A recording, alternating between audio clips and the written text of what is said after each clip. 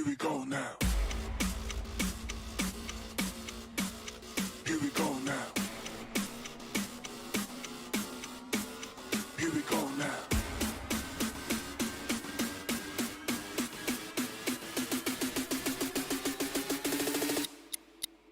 Here we go now.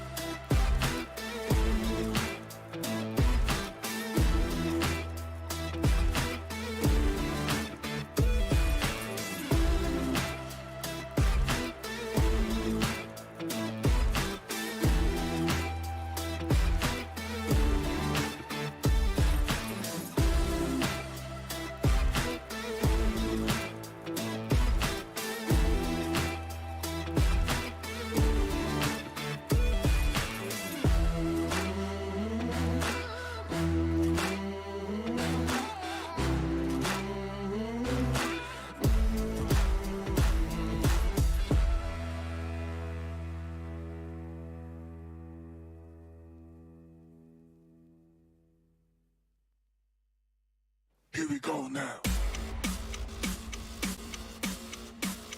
Here we go now. Here we go now.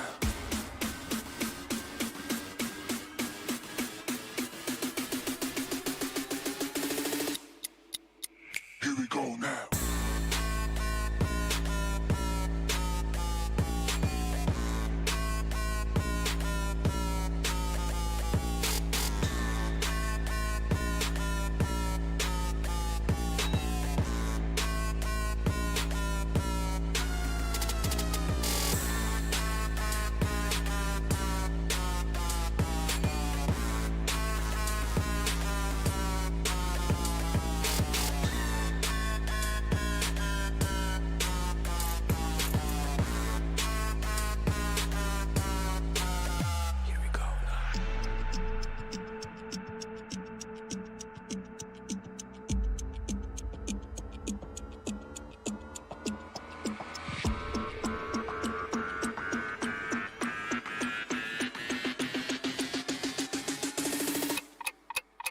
Here we go now.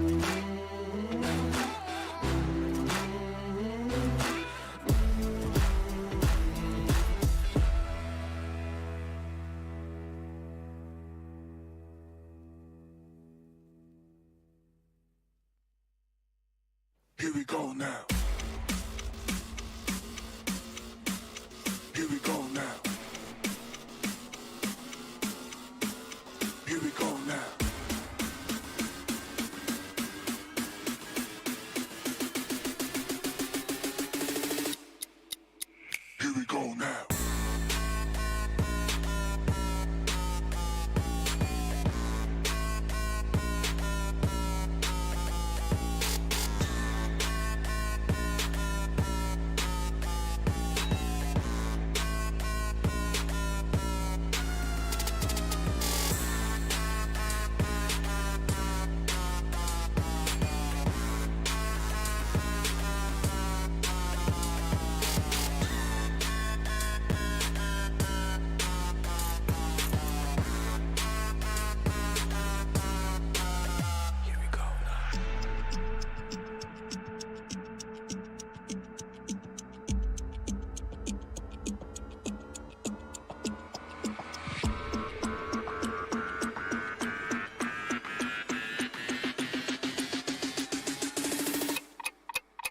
Here we go now.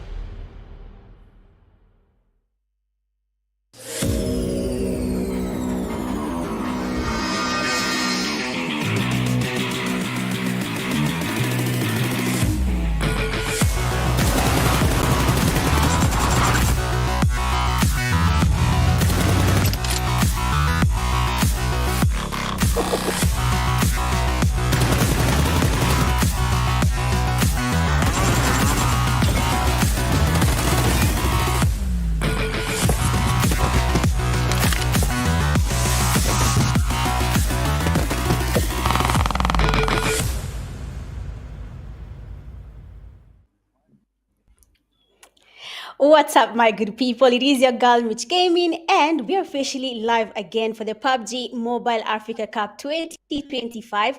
It is the group stages day 3, and with me, of course, I am joined by one of the amazing casters, and that is PTK. PTK, how are you doing today? Yo, I'm doing good. I'm very happy for this, man. PUBG Mobile African Cup.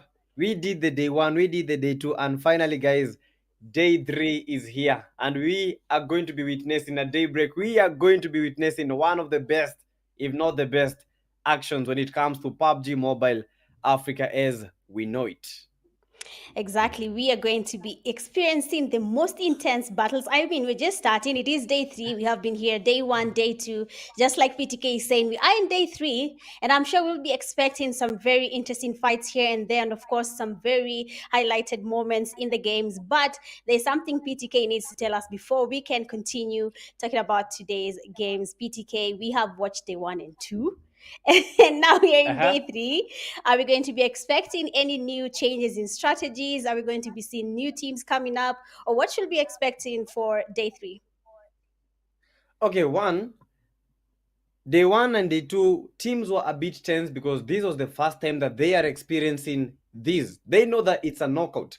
14 teams qualify. So the tensions were high. But right now, the teams are well composed. They had a whole week to practice, they had a whole week to have that recomposure, they had a whole week to train. So I believe today we are going to be having some changes. We are going to be having teams going to the top, teams that were down, teams improving so much. And guys, we need to be watching out for Espada. Espada, one of the best teams that I've seen. We also have Angry X Smoke. Bro, we have a lot of teams. So today, and Kenya, where is Kenya? Execute. These guys they are coming for the throne. That is what that they were saying in their Instagram post, and I hope that these guys are going to be meaning it. But we have a lot of competition, and we have it all. And guys, for the format, we had the online qualifiers that was from 13th to 20th of July. I know most of you guys are heard of these, or what these people, what these streamers are playing the online qualifier, where we had 48 teams. And right now, we have the 40. Oh, these are the 48 teams that are happening right now. This is the group stage. We have the week 1, we have the week 2, and finally the week 3. This is week number 2. That is August 9th to August 10th. Today 9th and tomorrow 10th. That is when the week 2 will be happening. Week 3, that is 16th to 17th August. 48 teams, 3 groups, and only 14 will be making it to the finals LAN in Nairobi, Kenya. And guys, for the grand finals, that is 6th to 7th September. 16 teams. 16 teams only. 14 from the group stage, 1 Kenyan team and 1 team from a third party tournament. And guys, Mitch, look at the prize pool. What do you Yeah. think of the prize pool? Because this is an insane prize pool. Yeah, $8,000 on the line. I believe that is a really good, something the players can be looking forward to achieving and maybe making it to the first place where you can get $2,000 from the PUBG Mobile Africa Cup in this stage. And of course, we have second place getting $1,400, third place getting $1,000, fourth all the way to 16th place. They will be getting prizes as well in cash. You can see fourth place, they're having $700, fifth place getting 550, 450. In short, all the slots will be getting something from the prize. So all the teams should be looking to make it the top 16 because that is where all the goodies are. If you cannot make it there, then probably you will be hearing some stories here and there about how people got to enjoy $8,000 from the PUBG Mobile Africa Cup 2025. I mean, we're just getting started. So let's see how the teams will be performing to make it to top 16. Looking at the point system, it is the usual 10 points for the winner chicken dinner. I'm hoping the teams today will be looking for those points. Second place getting 6 total points, third getting 5, fourth, fifth, and fifth also getting 3 points, sixth getting 2 points, seventh to eighth getting 1 point, and then ninth to 16th they will not be getting any points. And of course, we have to remind you guys that once you get an elimination, that is an automatic 1 point to your overall ranking. So please, if you're playing, ensure you get yourself at least elimination points. One is can go a long way. 1, 2, up to 10, depending on how you guys are feeling to play today. PTK, you saw what happened last time. We had teams that are getting up to 20 eliminations. Yeah, I saw a team getting close to that eliminations, a player getting 11 eliminations in a single match. That was incredible, guys. And we are hoping to see players top that when it comes to today's games. We have the Group A Execute, we have the Unique Esports 4M, GUFA. These are some of the best teams, guys. Let us look at this specific team from the Group A. XTC from Nigeria. XTCs. These guys are looking to make a comeback today, and these guys, I know they have the capability, but do they have the zest and the zeal to get to the spot? We have the Group B, RRQ, they have been good. MUs, RRG, we have the Tempers, Angries, and we have the Navies. Cyphers are also represented, but today, what mentality are these players going to bring? What mentalities are these teams going to bring to the table? Rejects in the Group C, Galaxy, and Group C. That is a team, that is a group that starts today. So I hope these guys are coming one-minded and set to take the throne, set to take that championship. We have the Rejects, Galaxy, Glory, TBW, Donkeys, another improving and a well-able team from Somalia. And guys, these are the playing teams when it comes to the day 3. That is the week 2. Rejects, Galaxy, we have the Glory, we have the TBW, Donkeys, and the bosses are here.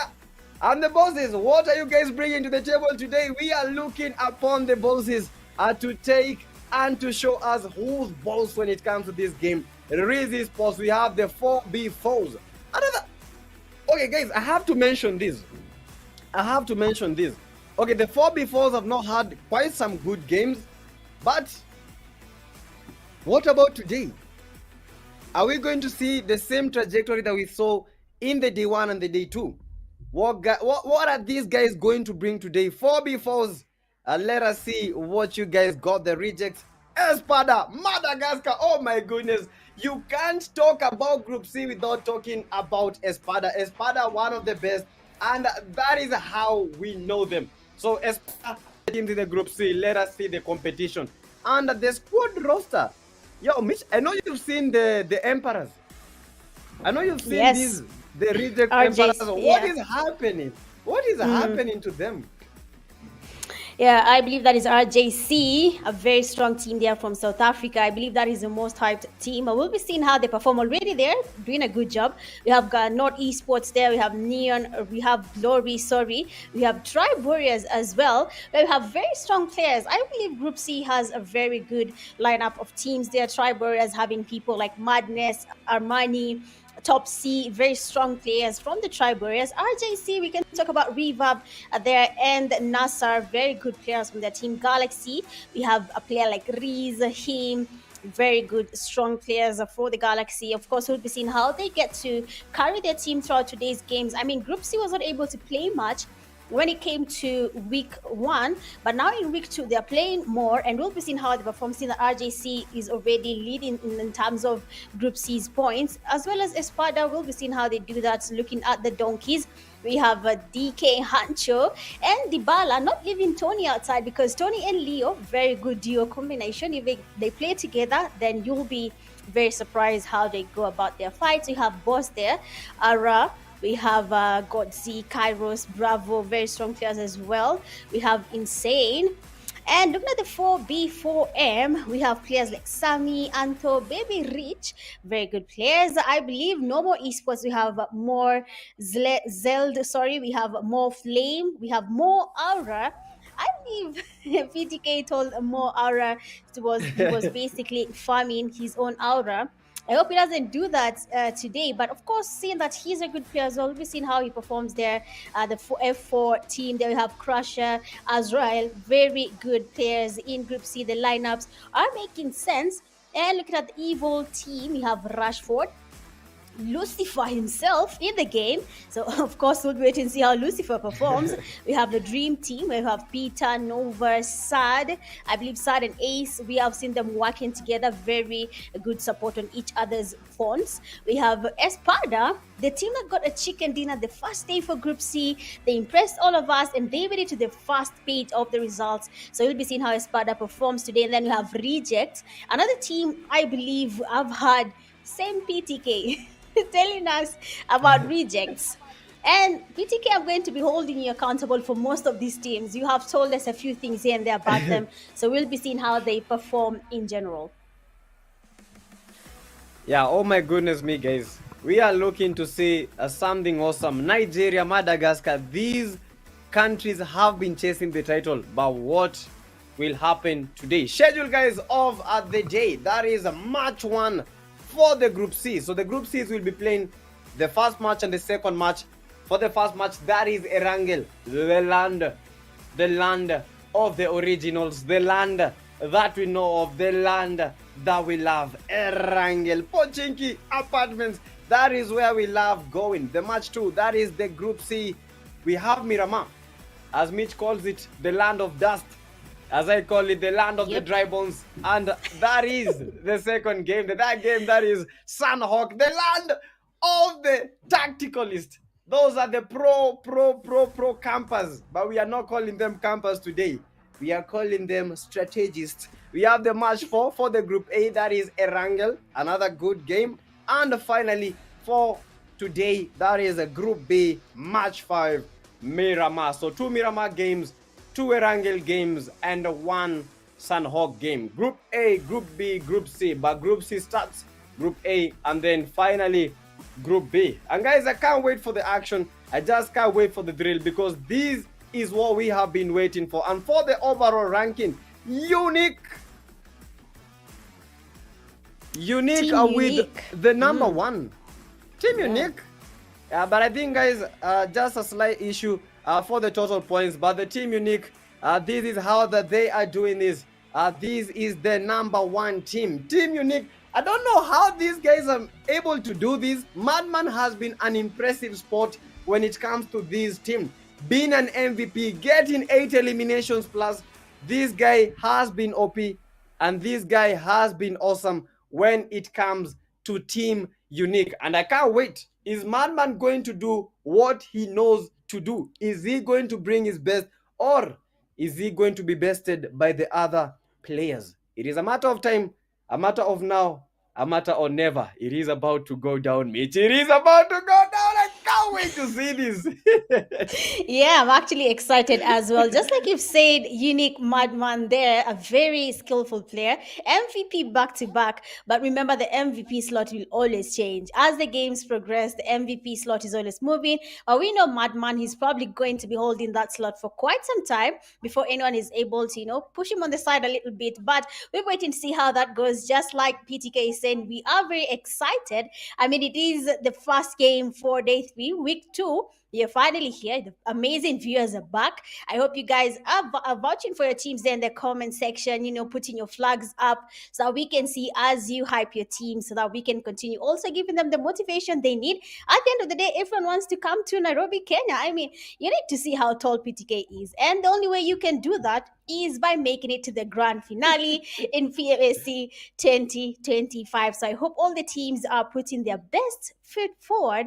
Otherwise, some of you might miss that chance. But otherwise, PTK, you have mentioned very good teams here in the Group C. We have seen some teams that we really want to see. I mean, RJC, Espada, 2 teams that are fighting for that, top slot. So I'm sure today it's going to be very aggressive. Today is going to be that day. Yeah, Madagascar, Nigeria, Kenya, Gabon, DRC. Bro, I don't have the words. I just want the games. I'm just waiting for the games to start so that I may know who is who are the best, who will take the title, who will make it to the top 14. It's not easy, guys. 48 teams is no joke. Group A, Group B, Group C.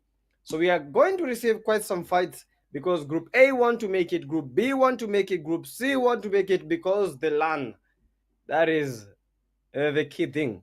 Get into the LAN and get into PMGC. But finally, Africa, our time is coming. Our time is here. Let us show them what we have.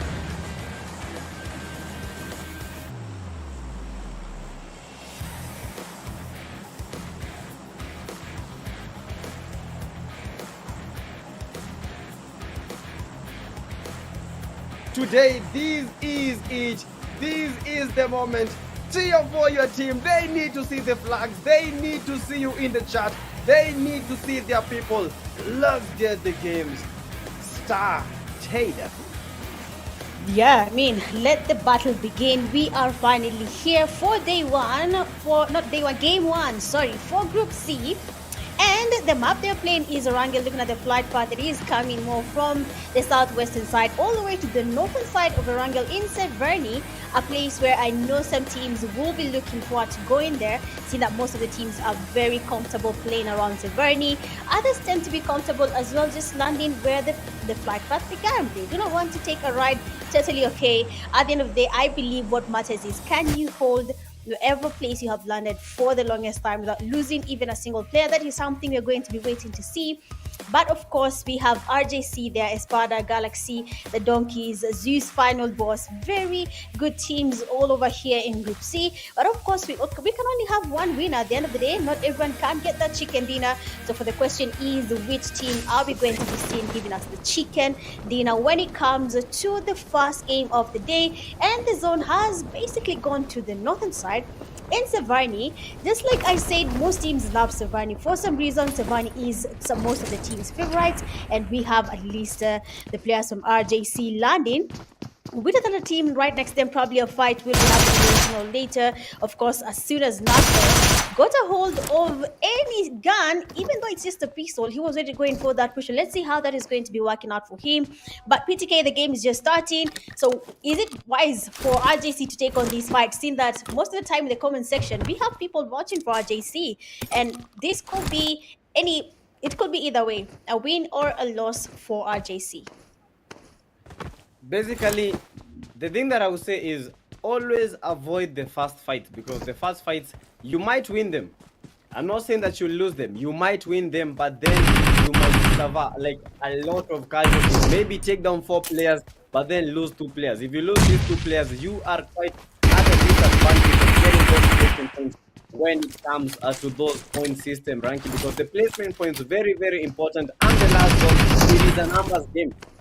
Quite some knock. That is the RGCS. Bro, this was the guy that got 11 eliminations in the day 2. And right now, already getting a knock. And they are thinking of making the push. Nade is in from the 7RB.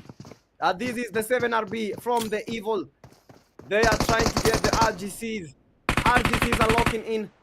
Trying to put the nade, trying to throw the nade. That is just a dummy. Trying to make them come out of the spot, trying to make them move. Oh my goodness, RGCs with yet another knock, and they are getting the push.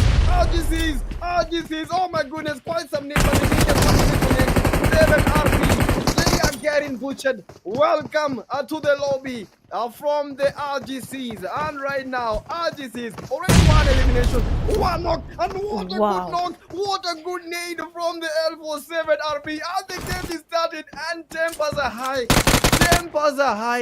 they are trying to RGCs need to oh my goodness, Evil you next eliminated, and it is basically a 4v2 situation at the moment. Time 5, still at 0, trying to survive the RGCs. RGCs. Is your time coming? Or are you guys just delaying the inevitable for the evil ones? As we continue, yo, Mitch, this was the thing. We were talking about these early pushes. And right now, I think the RGCs, they just need to go all in. They have the numbers. They just need to go all in. Yeah, true. They might win this. I think they might win this, right?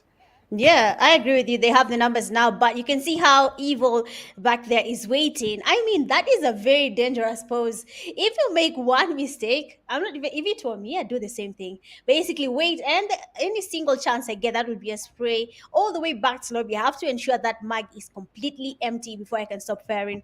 But we'll be seeing how that goes. Like you've said, the RJC have the numbers, and that will be the best time for them to go in for that push. Looking at Pochinki, we have 2 teams over here in Pochinki Espada. Then, of course, they'll be going for that push. But, like I said, that hold was very dangerous. The player was able to get a knock there. But then Nasser going in for that push, was able to get that last player. Now, Evil will be the last one standing. And he's trying to get through that.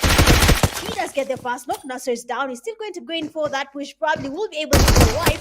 Seeing how patient he is there with the shotgun, taking every single pre-fire, making sure that he can at least get even another knock on the players from RJC. Remember, being just one man standing is a lot of pressure on your team. And RJC have been eliminated by the evil ones. Wow. Pure How evil. on earth? How Wow. on earth did that happen? The RGC, what they were winning the game, but one man just turned it all. I think right now it's not about numbers; it's about skill, and that guy does have the skill because that was incredible. That was insane. How on earth did that guy even pull that up? How was he even able to get the RGCs? He knew he didn't have the numbers, but he still made the push.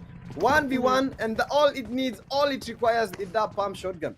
And that is the essence of having a shotgun. One tap, one shot, and you get the elimination. But we have some fights that is from the donkeys. The donkeys from Somalia. Their data getting the normal, and one of the normals is indeed no more. The DK is with one elimination. That is a Daydara, a Hancho. We have Leo, and finally the DK Tony. But when it comes to the DKs, I believe the DK Tony, the fragger in this team, is the most crucial. So take out the DK Tony, you might be winning the game. But fail to take him out, he takes your team out. And the DKs, Somalia is watching. Let's see what the DKs are bringing to the day 3. And Somalia has been quite good, but I don't understand. Only one team from Somalia made it to the top 48. That was insane. How did that even happen? But look at this! How on earth have they not seen this? Yeah, they're still they're seeing him. I mean, he was just chilling, waiting, making sure no one can see him. But I mean, they spotted him, and just like that, he has been taken back to lobby. Just like you've said, I mean, for the DK, the donkeys, they are the only team that has been able to make it here from Somali. I am quite interested to see how they will be performing. I mean, being the only team from a specific region, that does give you some sort of pressure and might be even changing your mentality on how you're going to be handling the fights here and there. Or you'll be seeing how that plays out soon. But the zone is finally closing in. The teams are now going to be forced to go towards the northern side of Erangel, towards Severny. Shooting ranges now. Poliana also seems to be a little bit safe for now, but most of the teams are not looking to go towards that side. Looking at Dream Team, Reject coming late towards the zone. We might be seeing some sort of zone holding here. Some teams, rather Rejects, might decide to hold that place, waiting for the people who are doing very late rotations towards the zone, and maybe we'll be having a fight happening just by the edge of the zone. That's something we'll be waiting to see. But for now, the games are finally getting intense. It is going to be a very interesting last zone fight. Seeing that already only one team is in lobby, 15 teams are still standing, and no one is ready to take on that fight. I mean, you can imagine the amount of fights that we'll be having across the map by the time this zone becomes smaller and smaller as the time goes by. Yeah, true that. As the zone continues to get smaller, guys, as we continue making the shift, the northern part of the map, shooting range, that is where the action is about to be brewing. These are the teams that are remaining, 15 teams in total, only one team eliminated, that is the RGCs, and 53 players, and we might be having a fight. Rogue with the 0 eliminations, almost a spray down from the vehicle, above the drive. We have the top C with quite some beautiful spray, but didn't get anyone. So they are still holding the position. Don't make the push until you get the opening knock. Remember, the opening knock, that is the knock that makes that enemy team slow down. So make the opening knock and then make the push. Yeah, Thrasher, Crusher almost eliminated. That was quite. Yeah, from the Dream Team eSports. Dream Team eSports almost eliminated. That is the DXX almost out of the room. A matter of seconds, you might be winning the game, but then a third party might be doing as you continue to make that holding. Dream Team eSports almost becoming a nightmare to them. Dream Team, no, that was a nightmare to them. This is the force of 4 Crusher. They are still heading to the play zone. As the play zone is making the shift, they are also making the shift. They are making the plans in. You need that, and that was quite some DBS shotgun. Glory, glory, glory. That is the team glory. Eliminating no more. GG's as we continue. Oh, they dream team. What is this? That is a third party after a third party. Dream team. Right now, this is an 8 for them because only one of the guys is remaining, and the guy is getting that. He is almost getting knocked. It is a 3-team battle. 4-4 crusher. Dream team. Oh my goodness me. Quite some spray. And the dream team right now. Oh my goodness me. This is turning to a nightmare to them. This is turning into a flight and fight a scenario as we continue. 4-4 trying to get that revive. And Mitch, look at this fight. We are not yet. Oh my goodness me. We are not yet in the final zone. But these are the insane fights that are happening right now. Oh my goodness me. TBs, they got the knock. 2 knocks for them, but they are also receiving the knocks. Yeah, I mean, it is happening everywhere. Oh, your goodness me. And our Cyber is their top C, trying to get the damage and force there. He's trying to go for that amazing damage. I mean, top C is there to do the thing, and he does exactly that. He's able to get that cover on his teammate, and now finally, the players from Tribe Warriors will be able to get that revive. Amazing cover there from top C. Just like I had told you guys earlier, top C has a very good strategy for his team. Most of the time, he's the one who cover, and going on the aggressive play. That will be progressing throughout the games, but now as they try to make it to the zone, just after they finished getting their revives, we have snaking, waiting for the Tribe Warriors to make their way to the zone. Then maybe players from Tribe Warriors are going to be making a very strategic flank there, making sure that they can make it to the zone. Already others have been able to move, but then one of them is not able to do so. Rejects here, they will be going in for that push, and of course, being that is only one man right above them, you can see them going together, making sure they don't have time, because as soon as they're trying to push on one player, you might just be the one going back, but then down. A second knock is in there. Lord Shadow is down, leave just one man, and that is Baudet. And of course, Baudet will be waiting to see how that goes. But then Akobi is about to make a move. He does unfortunately, my friend Jolo, and an amazing DBS shot there from the one and only reject player Anos. I mean, very rare use of the DBS, using a very small gap on the building to be able to get a knock. I mean, PTK, what kind of skills are that? Do you think you're at that level for now?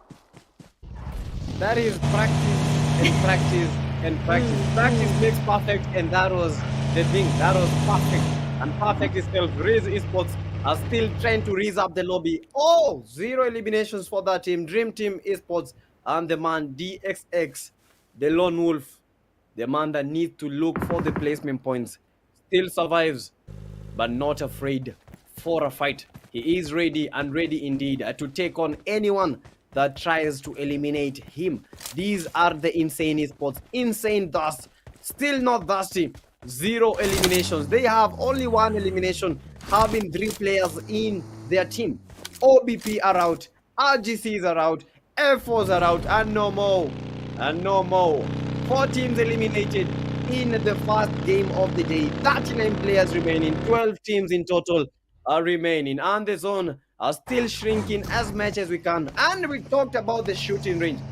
The shooting range will become a hot drop when it comes to this game, because the zone is shrinking towards that direction. The northern part of the map, that is where the zone is. Galaxy S29 eliminated by the play zone. Still not. I don't know if they will get the revive, but it is just a matter of time. Espada, this is the team that we have been watching out for. They got a chicken dinner in the day one.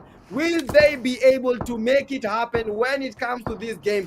Espada still have 4 players, and they are looking to make that shine. The country is watching. Galaxy is still getting eliminated by the play zone. Where are Galaxy? Mitch, why are teams getting eliminated by the play zone right now? I mean, like you said it, of course, some people are changing their strategies, but it seems like for Galaxy, the strategy for a very late rotation might not be working for them, seeing that they're already losing a couple of players as they try to make their rotations towards the zone. But of course, it does happen sometimes. You can see for Galaxy, already 2 of their players they have been eliminated. That is a loss to the team. I hope they have a way of maybe covering that loss one way or another. If it's either holding a compound and waiting for the zone to start shifting and then maybe engage in the last zone fight, then they can start to recover from the loss. But we have a car chase and the 4v4M eSports getting from rejects is also by the 4v4M. I mean, everyone is ready to go. And immediately Amos there does go in for that spray. That's get the first player down from 4v4M. Second player down. Leaving just 2 players standing. That is Sami and a Spirit, and I'm not sure how they're going to be surviving this, not losing a couple of players. We can see a good number of casualties on every single side, but the thing is, teams are on every single angle and being able to fight. We can say they're in the heart of the fight. They're in the middle of everything, and they cannot really engage till they decide what next. Their teammate here, that is 9, will be going back to lobby. They will revive him, and that is unfortunate for 4v4M. 2 of them remain standing. The game is getting closer to an end. So how will they be able to recover? Same to the team that was Galaxy. Oh my goodness me. One thing, how do you even knock someone from the vehicle, from inside a vehicle with an S12K? That was the single one. Right now, everyone's going to shot. And the man almost becoming the Mataya, almost becoming the man that makes that 1v3, but 1v3 in his dreams. GG's, but was eliminated while trying to make that happen. Right now, reject to 7 eliminations.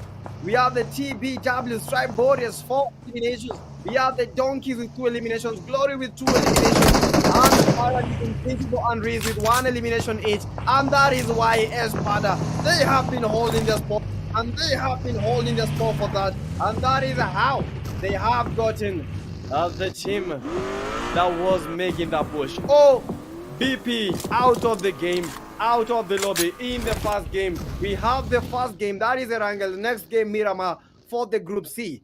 Espada trying to make the rotation. God Z. We have a Kirosh, a final boss. These are the final boss. Boss versus the Espada, and they are trying to make that a nade throw in.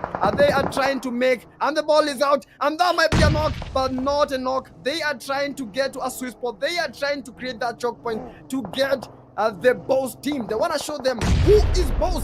Acquired some nade, getting some damage, but didn't quite get the knock. It is about connection. It is about the eliminations. It is about the placement. It is about it all. Get the placement, but boss, they are receiving quite some third party from south of their area. As we continue, guys, 19 players. Final boss got the knock. Bro, what is that? Look at Espada. I think Espada may lose this. Mitch, I think Espada may be losing the fight. Yeah, want to make the push. This. Yeah, seeing how the final boss is playing on the aggressive side here, they want to really pressure Espada to not be able to think through their strategy, and the nades are finally coming in there. Espada is now in the heat of all this action. I mean, final boss has to finish this fight before a team just goes in there. So already in, and one man is now standing. Will be able to stand on Espada's legacy, or will we see Espada being eliminated before they could even make it to the top 5 and maybe gather a little bit more on the placement points? But as you can see now, the Zeus are final boss now. They are going to be making their way into the safe zone. Good strategy there from Insane. They decided not to engage in that fight, but I mean, if it works, it works. I mean, look at God, final boss there just carrying his teammate. I mean, if it works, it works. You guys make it to the zone, get your numbers up, and continue the game. But for now, teams are now closing on each other. Having the best time of their life. Team Glory holding a compound, Reject holding the same place, but then looking at Galaxy there right on their northern side. They will be really careful about that, because if the players from Galaxy spot even a single weakness, then maybe we'll be seeing a push happening from one side to the other. All this is dependent on just one small mistake. Seen that already. Tribe Warriors losing players and a team getting eliminated just like that without even them being able to say anything. Oh, an Insane flies in there, tries to go in for the Zeus final boss, but I mean that jump was the reason why we cannot say anything. But that was an insane fight. That was an insane fight indeed, guys. Espada out of the game.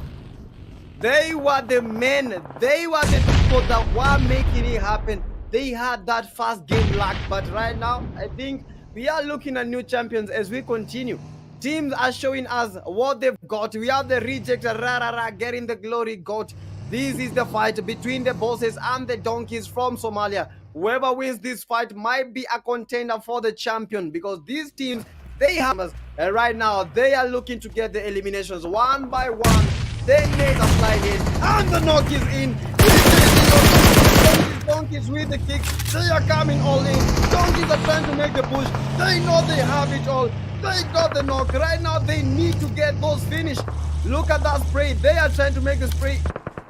This is the DK Jara, one of a very good player in this team. These guys are cooking a nade, a glory max. They are getting pushed. A DBS, shotguns, one shot, one to tap, a bang bang. Who is out? It is a matter of time. Glory, oh my goodness, final boss getting. It is a matter of seconds. 1, 2, 3. They are getting that knock. And they get the finish. That is the DK. And right now, it is a matter of time. That DBS, that S12K. Oh my goodness me. Glory max. They max them eliminations. They max that fight. GG's to them. Even they are looking forward to win the game. DKs. Oh my goodness. Glory. What is just happening, Reese? And these are the 4 teams remaining. And guys, yo, Mitch, I have a question. Out of the 4 teams, which one do you think has the highest probability of winning the game? At this point, I will go with the team with the numbers. Looking at Glory, they have the numbers. For Galaxy being a duo, that is going to be really tricky for them. And of course, for Reese, they have the numbers for now. But as you can see, DK is really getting to push some pressure. They're on the Reese team. Of course, they will be looking for a way to survive through that fight. But for now, Galaxy is going to be waiting for the team that is Glory to make a mistake. But then as they try to make it to the safe zone, one of the teammates is knocked. And of course, Bang will be taken back. So they'll be leaving just one man. That is James C surviving from the Legends. 3 teams still standing, because now the Donkeys have been able to eliminate, that is Riz Esports, from the top 4 teams in the game. Looking at DK, we have to say this is a very big improvement, seeing that in terms of their overall ranking for the Donkeys, it was not really looking that good for them. And they were not having the best games last week. But now we are here in week 2. And you can see the improvement. They finally made it to the top 3. They have the eliminations. They have the confidence now. Just like you've said, that one team surviving from a specific region might be what is going to be pushing them towards that victory. So for now, PTK, all I can say is probably the team that is going to win is the team that has good compound and numbers to sustain themselves for now. Another moment, I think the numbers, they are going to the Donkeys, but then you need to remember what happened to the rejects. One man made quite some show, and he helped his team to win that. Right now, the Donkeys 4 players in. It is a 4v3v2. 1 to come, 1 to save. Donkeys, are you winning this? Are you going to win the fight? But you know what, guys? As we said, not in terms of numbers. It is a matter of skills, a matter of placements, and a matter of that composure. You might be the only player remaining, but you have the composure of 5 players, not even 4, of 5 players. One of the guys is down, and the Glory Max are going to get that revive. DK Tony with 1 elimination, the DKs with 8 elimination, that is 8 combined elimination, and the Glory, they are getting that revive, trying to destroy the vehicle. That is the DK Tony. Galaxy is getting knocked by the DK Leo, and the DKs are going for the bush. These are men on a mission. These are men inspired by the action. These are men that have changed their tactics. They have changed their skills, and right now bringing the skills. Glory almost getting the Galaxy. Pubg, oh my goodness me, what was that? And I believe that will be a knock for the DK Leo. DKs, hold on to your horses, because the kicks are coming in. The Donkeys are getting the elimination. Galaxy, only 1 player left. Glory, only 3 players left. A 4v3 v1. Numbers game, placement game. I just Yeah. don't know. I mean, looking at Pang there, he was just naked. I really hoped he will stay silent, and just wait for the teams to battle each other out. And then because I'm basically a solo, and I have been lying here, and no one has been spotting me for quite some time. So why should I expose my location? But I believe sometimes it could be the teammates asking maybe for him to get that spray, or he just wanted to engage and right again. But an amazing spray there from Glory, right here, and try to get a sprays again to Deidara. Already one of their teammates is down, and that is Max. Of course, will be going in for that revive. But then remember, as the zone starts shifting, the team that is Glory will be on the losing side. Leo coming in with the rotations, they're trying to control the blast. Glory, the damage on your side, vehicles coming from every single angle.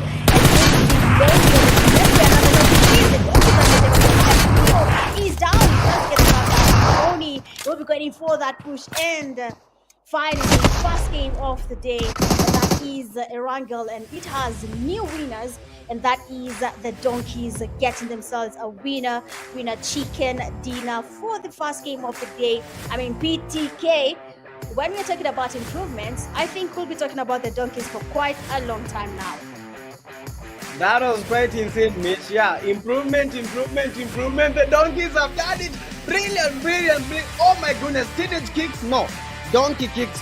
These guys, they are bringing the kicks. Like it, like them, hate them. These are the men that just won the first game. Erangel. Somalia has just won their first game ever. And I believe this is their first ever chicken dinner when it comes to these qualifiers. Insane. DKs, Deidara, Tony, these guys with quite some contribution, vehicle finishes, strategic gameplay, and the DKs. GG's to them. And I want to see the Somalia flattened, guys. Somalia. Your time has come. First game.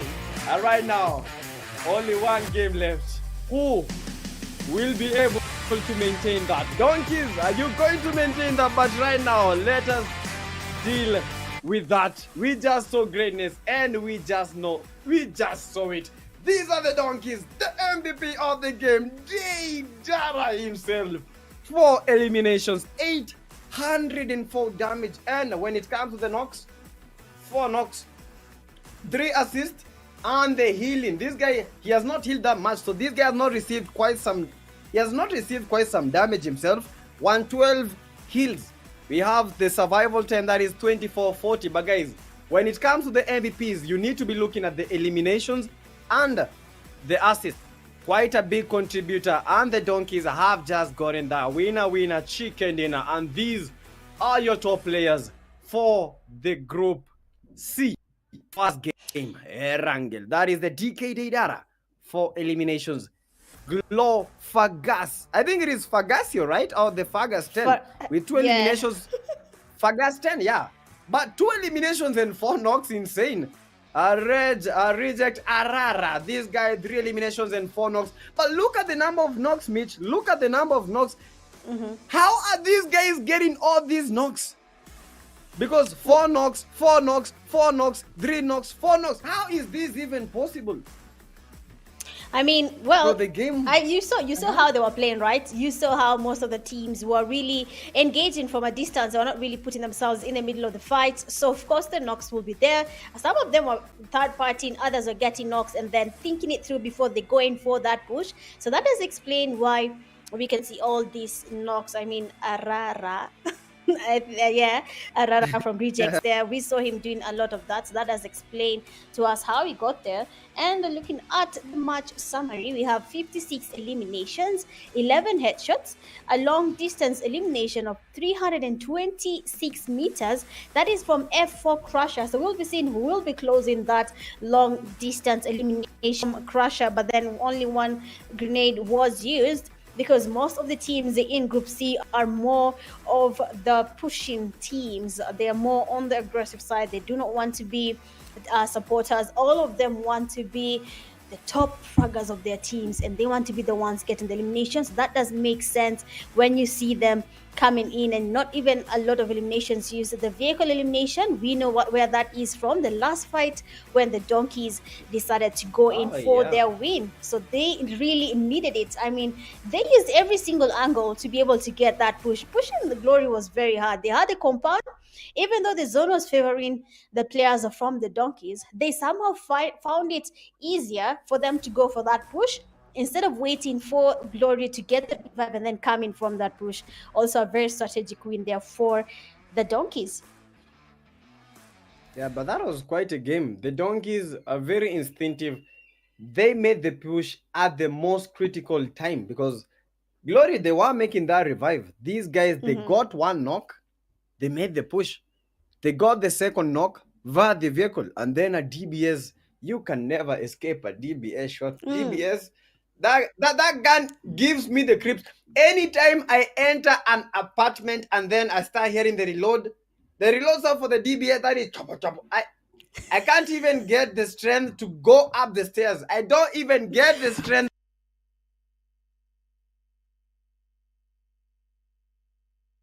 The team because how am I pushing someone with a DBS? This guy is dangerous. Dangerous. Yeah, he is in fact dangerous. I mean, hearing the chopper chopper should make you panic. That's totally okay. Anyway, I mean, that was an interesting game. One start of the day from Group C. I cannot wait to see what the rest of the teams will be bringing to the table as we continue. Even though for the next game we will be still Group C, but we had the evil ones starting the fight for us. They took down RJC, even though at that moment it looked like RJC was about to be the one winning that. Yeah, quite some game that was that is that they were moving in the open. They tried their best to survive, but then sometimes you need to understand your best might not be the best. But that was just but a past game. These were some of the highlights. Insane. They did a very good job. They played such a good game. Force for Crash at the man with the longest elimination.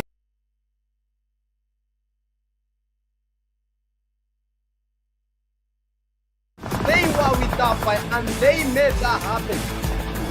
TB, Tribe Warriors force for the Glorious. These guys are with quite some survival tactics. That was quite insane. And when it comes to this game, shotguns are very, very good. And you need to have that close range. You see, even people are getting knocked when it comes at the position of pushing. Push them to the level, but they get the knock. He was one of the best 1v3s that I saw. Although he didn't complete the 1v3, that was just insane. Why some knock from the donkeys? They made the game look easy. Force for Crash. I believe this was the that was the fastest elimination. Force for Crash at 364%. Crazy. Oh my goodness. Whichever team does not have these shotguns, I believe they are very disadvantaged. But normal Aura did not the Aura that he deserved in this game. He was gone before he knew it. That was the final finish, and that is how they ended the game. That is the donkeys. Teenage kicks, donkey kicks. They made that happen. Another team that was able not to make anything happen, that was Espada. They got only one. How? What happened to Espada? Did they come with some different kind of gameplay? Did they come with different set of skills? What is happening to Espada? These guys, they have the first game luck, but right now, the luck is not on their side. Espada, Well, what just I believe happened? it happens. Sometimes it happens. You're just in a situation, you end up losing a fight. So it does happen. I that they were quite pressured. This final boss, they were ready to go in for that push, and that's how they basically that. But then looking at the winner chicken D starts 4K. We have them Deidara get 4 eliminations at a damage of 800, and Hancho getting 1 elimination at a damage of 275. Leo 5 eliminations at a damage of 485. And then Tony coming in with 3 eliminations and a damage of 414.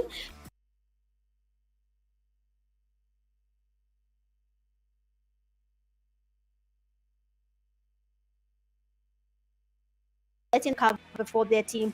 And of course, that is how they were able to get the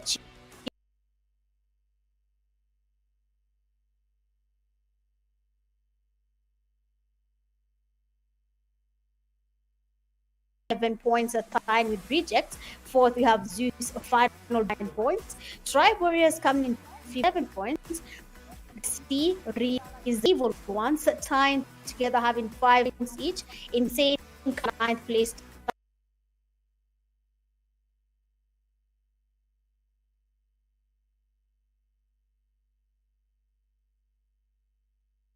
One, and then for no more 4v4M and big team.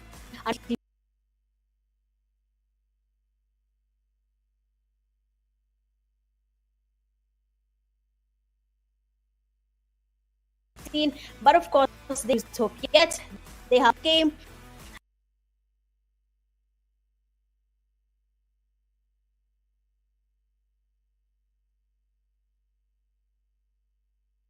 Rankings, we still have Unique Delhi with 4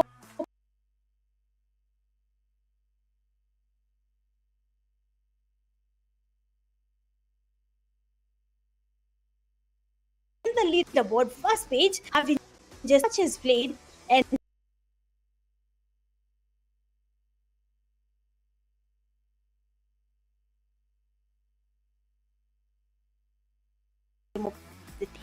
of course it is very interesting, near getting 42 as well. Zeus final boss 1-1, 40 points. I mean, PHK, you can see what's happening now. RJC dominating all through, and this game that passed it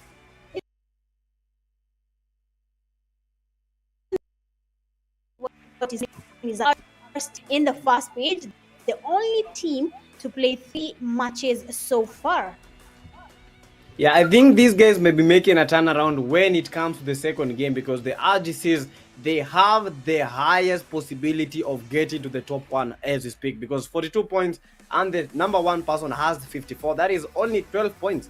Survive, get a chicken dinner and 2 kills. Just that, or get 10 eliminations and 2 placement points. That is all that these guys need to do. But we can't talk about the table itself without talking about the donkeys. The donkeys with quite some improvements. Right now, 3 games and at position 10. How did they do that? Still wondering till now. But the donkeys GG's tempers at the number 9. As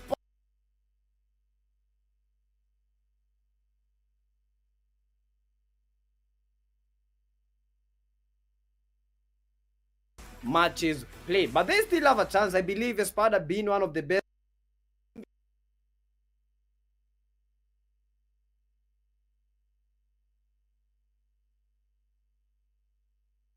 all the best things for these teams, but when it boils down to how play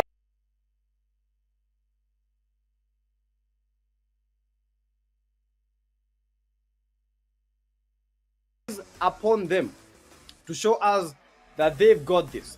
They've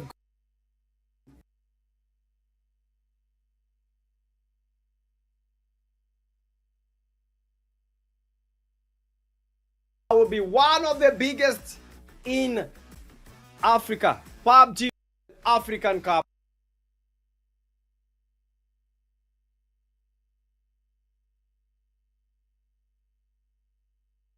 Games. When it comes to starter games, Erangel, I think I'm more Erangel right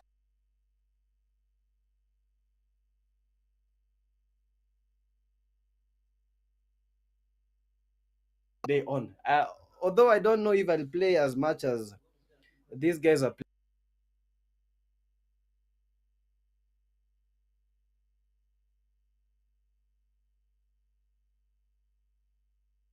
Competitiveness.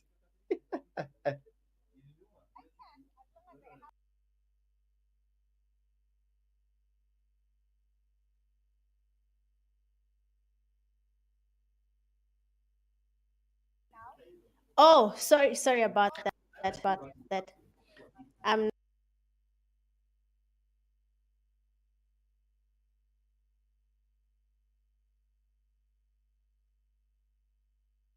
And so can you, as me just said, outplay the rest and be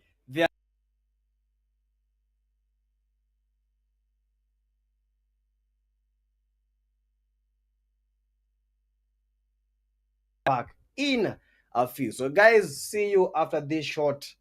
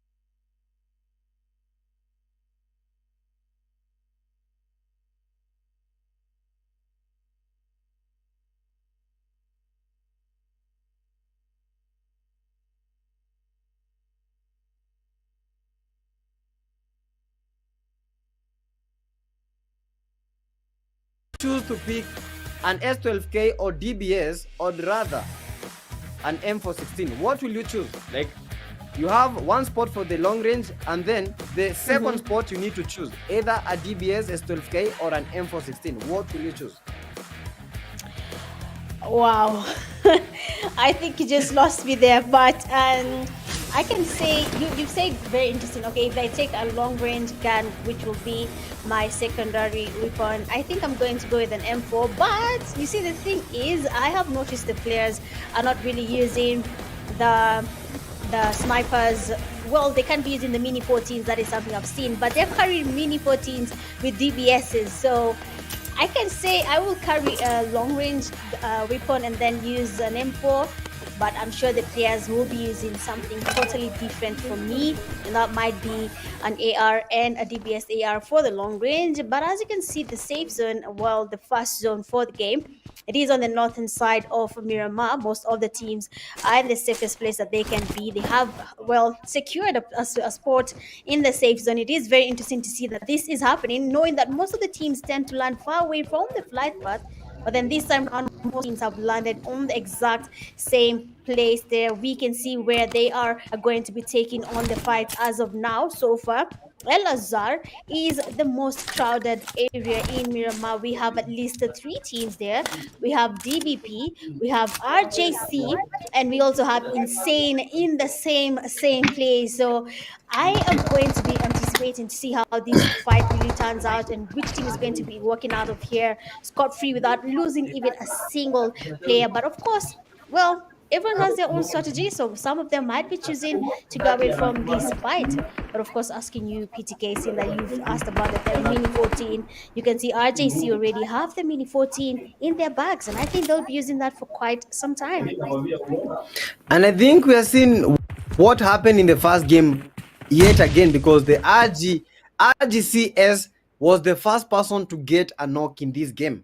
He did that in the previous game, but then they were eliminated with 2 of the enemy players. Right now, Espada, they are doing the RGC. Bro, this guy is going all in right now with 2 knocks already. And the RGCs are making the push. Oh my goodness, it is happening all again. The RGCs, one of their players is down. But look at what the RGCs are doing. They are going for the push. They are going for the knocks. Right now, they have 3 knocks. The knocks, they are getting red because they're not getting any elimination. They only got 1 elimination, 2 eliminations for eSports. Insane right now with 3 players only to their team. RGCs with one of their player who is down, and they need to get their player. We have the RGC with the AKM and a 4-time scope. One of the most insane combination, making the AKM a long-range weapon. Whether you like it, that is the best as it comes, as it seems. Espada still holding their position, trying to bring some different gameplay. And the OBP, they are going for the push. These are the original Black Panthers. Now will they win this fight with the SMGs? And this is OBP attempting. We are looking at a possible elimination. Original Black Panther are bring the fight, bring the kills. And the RGCs are making a push. OBP. Oh my goodness. This is the last player remaining. Very, very low. And getting push from every single direction. And that is just how the RGCs win their first fight for today. GG's. I mean, wow, that was really impressive how they were able to handle that fight from the beginning till the end. It does tell how organized the team is, being able to make the right calls, being able to go in for that push, and being sure that your teammate will be there to cover you is very impressive coming from the RJC. So big up to them.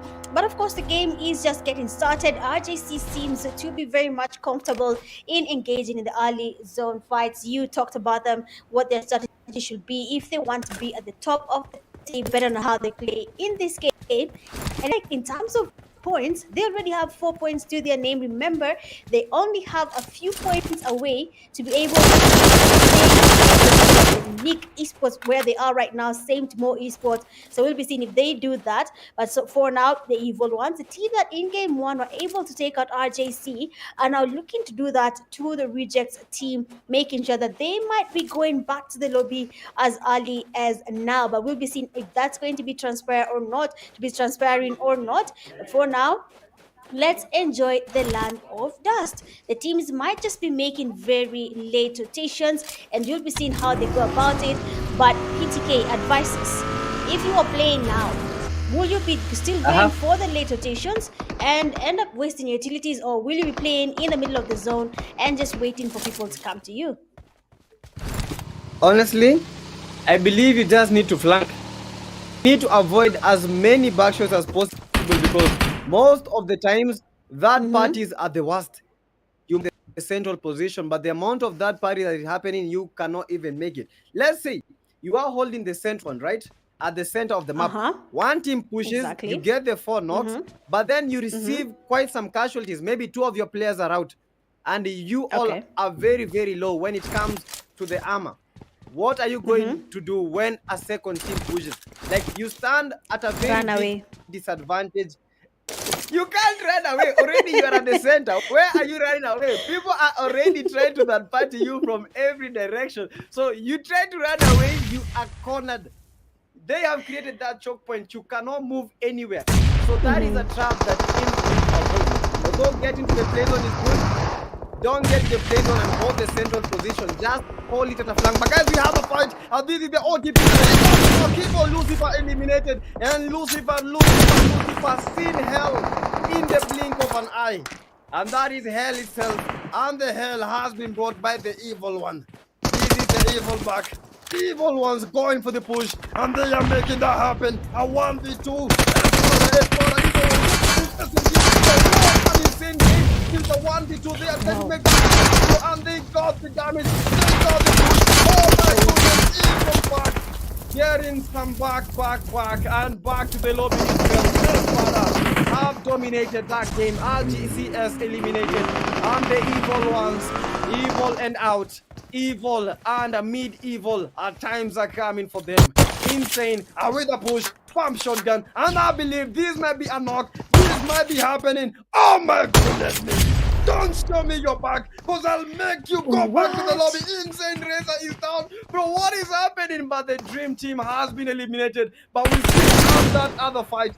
RGCs, only one of the players is remaining. No. Only one of the players was remaining. RGCs eliminated. 5 eliminations, but right now, not dancing in the lobby.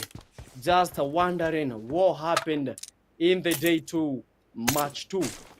Oh my goodness me. RGCs, what is happening to them? What is with them and these early leaves in the game? What is happening? Is it a change in tactics, or what did they change that is not working for them today?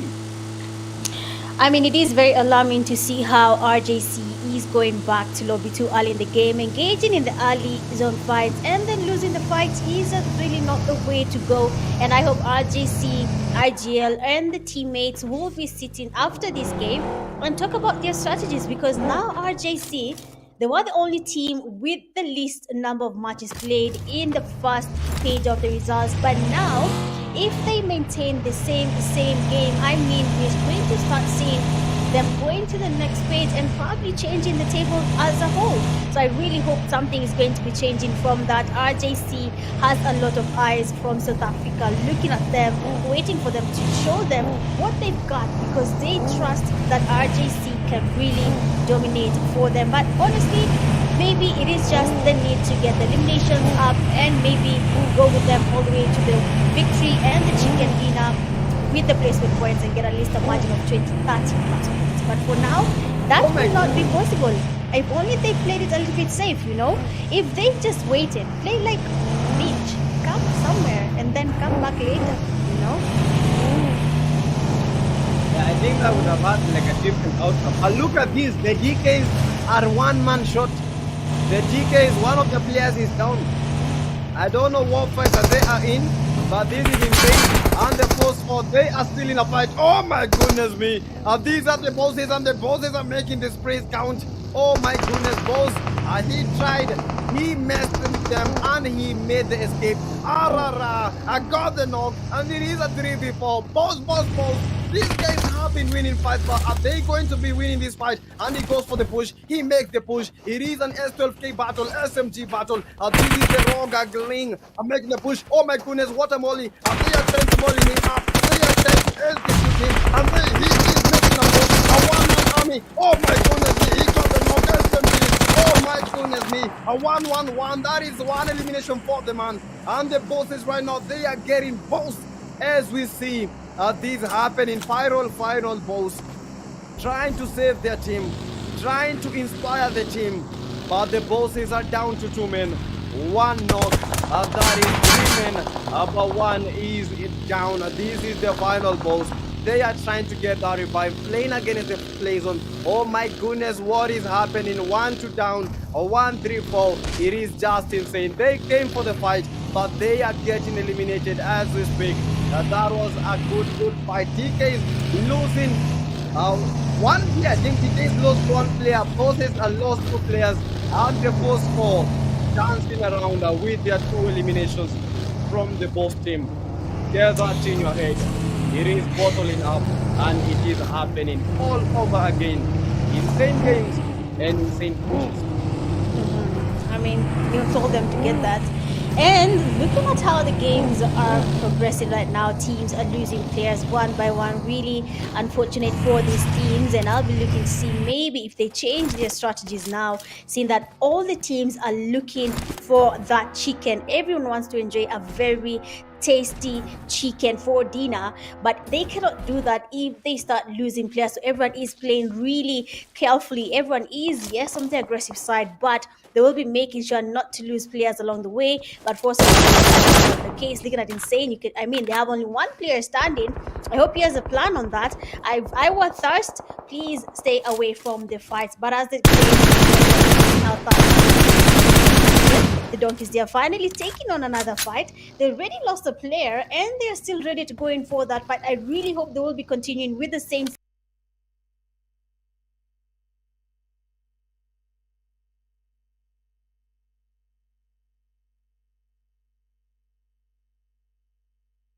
When the game was beginning, they got their chicken dinner, they had the numbers by the time the game ended. I hope that's something that we can continue with. But then amazing damage there on Rejects Arara, and that is going to be an insane player there, being just for a solo. And of course, Spyro will be going in for that push. Arara spotting him right there, looking for that push. He has to be really careful. It seems like Arara's earphones were not really working well at that point, and he could not hear the side that he was getting pushed by Pyro. But then remember, 1 man an amazing spray on the player. He doesn't really get a knock yet, but then he is this close to being able to get a wipe on the players from Rejects. Let's just see how this player will be handling the fight, and maybe we'll be having something to talk about as the game progresses. But then Group C now have proven that they are also on the way to victory. Getting to the top 14 is the goal for most of the teams. Just have to make sure every single fight counts before we can call it a night in day 3's games.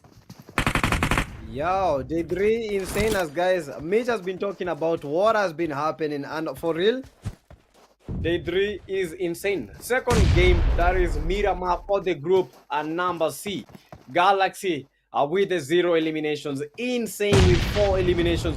Wait a nade, and he got the nade. That is how we do. Oh my goodness, what an exchange. A nade for a nade. He got the Gling with a nade, but Gling had already sent his nade flying, and he also got the nade in. Oh my jeez, this is happening all over again. Quite some nades from the force as real. You know it never gets as real as this. This is the force for Azrael. I'm making that push, trying to make that relocate, throw that nade, let the ball fly, and let it happen all over again. The TBs are getting strong, and the TBs thing are with not glorious indeed. Oh my goodness me, DKs have been eliminated, and the winners for the first game right now bottling their lead. How did they even do that? How did They got 0 eliminations and they were eliminated, I think, 11th. 0 points. Yeah. I mean, I think they're feeling the pressure now. Everyone is just trying to get those points up, but they're not really going it the right way, and that is costing them a lot. I mean, losing a fight is just not the way to go about it. You need to survive for everyone to talk about your team. But as you can see now, the Tribe Warriors have F4 right next to them. You might be seeing some push happening here and there. Nate's getting picked up.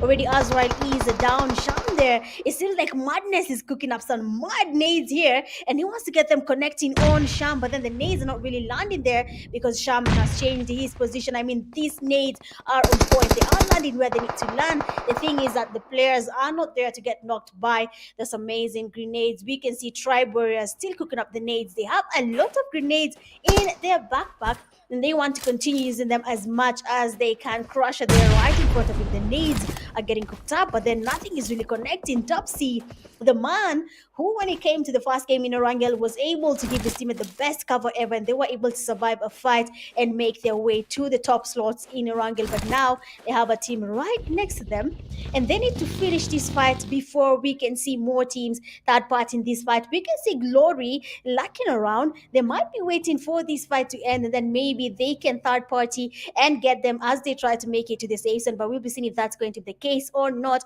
But for F4, 3 players standing, Tribe Warriors, a full team, they can go in for that push. They can easily take out F4, but we are not sure if that's going to be the case. Everyone right now is playing the patience game. I mean, the zone is not going anywhere. We are in the safe zone, so why should we move from where we are just to be able to get eliminated at the end of the day? But then now Armani, he will be trying to go in for that push. Nades still getting cooked up. They seem to be out of nades, but then the mollies are still counting. Crusher, they are seeing the molly coming towards him. We'll be waiting to see what, or rather, who will be making that mistake from the Tribe Warriors. They're trying to get the quick fires, but the nades are out again. We have the fast knock is in there. Tribe Warriors coming down, and of course, down there trying to get the spray, trying to get a knock there. Money getting damaged by that grenade. They need to close in that push before anything happens. Tribe Warriors is able to get the revive, and then Madness is down. They're trying to crush the being spotted. The damage is in. Our Madness has to be careful, otherwise his teammate Madness will be taken back. So the Tribe Warriors, it is not going well. Armani trying to get the cover, but then this time around the Tribe Warriors will not be surviving this fight because all their teammates have been eliminated. BTK, it's time. Get ready. The action is here. That is force, and that is action by the force. Tribe Warriors did not expect such kind of force, but guys, they got the 7 eliminations, and right now they are with 7 eliminations. Quite some good play from the Sham, and they are going all in. Whether you like it or not, whether it is now or never, these guys are set for the win. They are set for the push. They are set for this game. We are going to be champions, and that is what that they are saying. And guys, if you are in the comment section watching live, don't forget to cheer up for your team. Cheer up for your scores, because these are the guys that are fighting so hard for you. They are making this happen so that you and your country may be put on them when it comes to PUBG Mobile. These are the real esports with 2 eliminations. A reject died, he has 7, you have the M4 with 7, Glory with 6 eliminations, Espada still survive with a 0 eliminations. Oh my goodness. We have the Reed with 2, Boss with 2, and a Galaxy with a 0. Not forgetting the 4v4s with 0 eliminations. 7 teams survived, 16 players in total. This is the second game for the Daydream. Miramar, and without a doubt, this is, oh my goodness me, why did he put the brakes and the vehicle is rolling in? What is this picture? Why does the vehicle keep going? Well, I mean, I think he was in a hurry, you know. It was quite in a hurry, and his vehicle, it seems like the handbrakes were not really working, and the guy just went outside and the vehicle said GG's. And now I think he's going to be relying on his feet to make it to the next zone in case the zone decides to shift. We are in the fifth phase of the zone going into the sixth phase. And that feature is, I believe, the funniest thing because now Ara will be forced to just find a way of surviving because now I have nothing to use. My feet will be the only thing that will be helping me survive throughout the last zone fights. But for now, most of the teams are finally closing in. You have just 7 teams remaining. The game is going to become a little bit heavy now for the teams because this is Miramar. Anything could happen. People could be on the high ground. Someone can be in a shack. The least expected shack, he's just waiting for you to go inside, and then he'll be saying, how are you, my friend? And of course, we'll be taking you back to lobby. But for now, let's just wait and see how the teams will be performing. Most of the teams are just making their rotations. As you can see, Force is not in the same zone. They were able to finish that fight against the Tribe Warriors, and now they need to make their rotations. But you do remember that there's a team lurking around, and it is now Riz eSports. They're the ones waiting, and they might be the team that makes it impossible for Force to get anything happening after this zone decides to close in. But of course, these things happen. For now, what will be the best strategy for these teams, PTK? It is the last zones fight. We're in the sixth phase, and everyone is everywhere. So, what should I do? Should I stay around the edges of the zone, or should I go right in the middle of the action and wait for everyone to finish, and then now they can come for me? Okay, I think, Mitch, the best option right now is hold the highlands. Hold the highlands because you can see players coming from every direction. So once you have the highlands, because I watched in the day 2, the donkeys were holding the highlands and these guys were able to get quite some eliminations. So if you have the vantage point, if you have that highland, you have that advantage. Get the highland, and we are trying to create a very small point for these teams to push because it comes to a time you cannot even reach to these highlands because there are some very steep rocks you can't even climb. So the team that is already there, they can make and they can control how the game goes, but they need to take the highland areas as fast as they can. Otherwise, it will become very difficult even for them to be able to maneuver around that area. It has been a game that is riddled with a lot of action, riddled with a lot of can I say disappointments for some teams, riddled with a lot of W's for some teams because some teams are winning in this game and some teams are losing in this game. Looking at performance in the first game and looking at the performance right now, teams are asking them the question, where are we when it comes to the table? Did we do good or did we fumble? Mitch, I know these teams are remaining. Like, what do you think is happening in their heads? Because they don't I know what's happening is that they're telling themselves. I mean, if we do not get that chicken, then we'll have to wait till tomorrow to see where we stand again. And I don't think they want to be in that as of now. But as you can see already, we have just 5 teams remaining. And the zone is about to close in.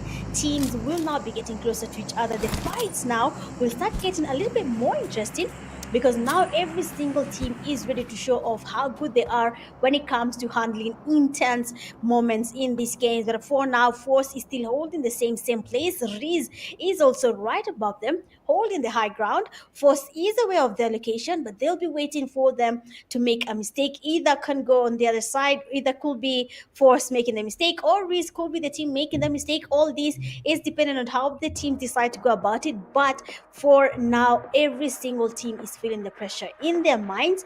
They're thinking about how we really need to win this fight. We need as many points as possible because for Group C, it's quite uncertain where they'll be by the end of today because they're playing.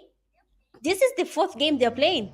Every other group has already played their 4th game. They know where they are after the 4th game. But for Group C, it is basically a blank space. They don't know where they're going to be after today's games end. So I think what is their thought is that they need that chicken dinner and as many eliminations as they can gather before this game comes to an end.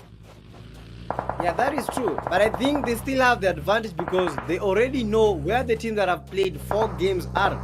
So they know the points that they need to get to the top 14. They know the points that they need to get to the number 1. So it is just upon them. They already know the points. They have the advantage. What can they do when it comes to this advantage that they have? Oh my goodness! Reese Laser getting lasered by the force, and the force are a force to be reckoned with. These guys, they are no joke. Our force Azrael almost are getting knocked. And as we continue with the action, Reese versus the Force 4. And the Force 4s are going to make this happen. Don't forget, 5 teams remain. And who will be able to make the game theirs? Reese almost eliminated. And Force 4 Crusher also almost eliminated. Oh my goodness, what a knock from the Glories. Oh my goodness, what is happening? Reese must bring the Reese. Bring the action. We need to see you in play. Reese must get covered the Force 4. What a flash. What a rotation. This is the man. I'm going for the rotation, going for the fast knocks, going for the fast blood, going for those young players. It is a matter of time. They are going all in. Reese. Only one of the players is remaining. Will they be able to survive at the force of the force fall? Reese just got the revive, and they are 2 players in. One of the top players getting revived. So I think these guys still have the numbers. But look at this, Reese going for that pump shotgun, but pump back down. Take down boys. We are the Force, and this is the Force. And Delta, we are dealing with you all. Oh my goodness me! What a 1v3! This is the one. Bring down your popcorns, guys. Let the popcorns come to play, because this is the man that made all that happen, Mitch. Oh wow. I mean, what just happened? One man, low HP, and he single-handedly takes out a team. I mean, Sham has 6 eliminations. The last 2 kills were something I believe everyone will be talking about for quite some time. But honestly, amazing play there from F4 player Sham. We will be talking about you for quite some time. So good job there. But for now, 3 teams remain in Espada still in the game. I believe the first game Espada won was in Miramar. That was the first week of the group stages, and we had Espada coming in Miramar, coming quite aggressive, and they got themselves a chicken dinner. So I'm starting to believe that this is Espada's best map so far. But then the Glories, they're ready to rain on them there with the grenades coming from every single angle. Florent, they've been the last person standing, and Espada has been eliminated. 2 teams standing, and of course the Glory will be going in for that push. Zeus 3 teams remaining. Being spotted, and Sham, they're trying to get the spirits to connect. They're trying to get at least another knock, but then unfortunately for him, the player he damaged has been eliminated.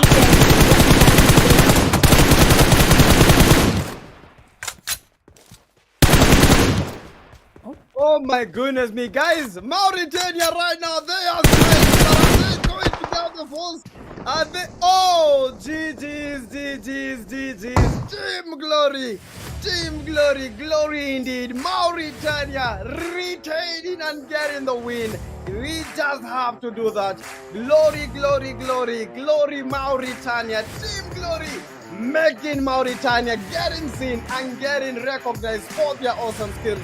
They had the numbers, they had it all, and they made that happen. Never lose such a fight, everyone. And that was indeed what we was expecting to see, Mitch.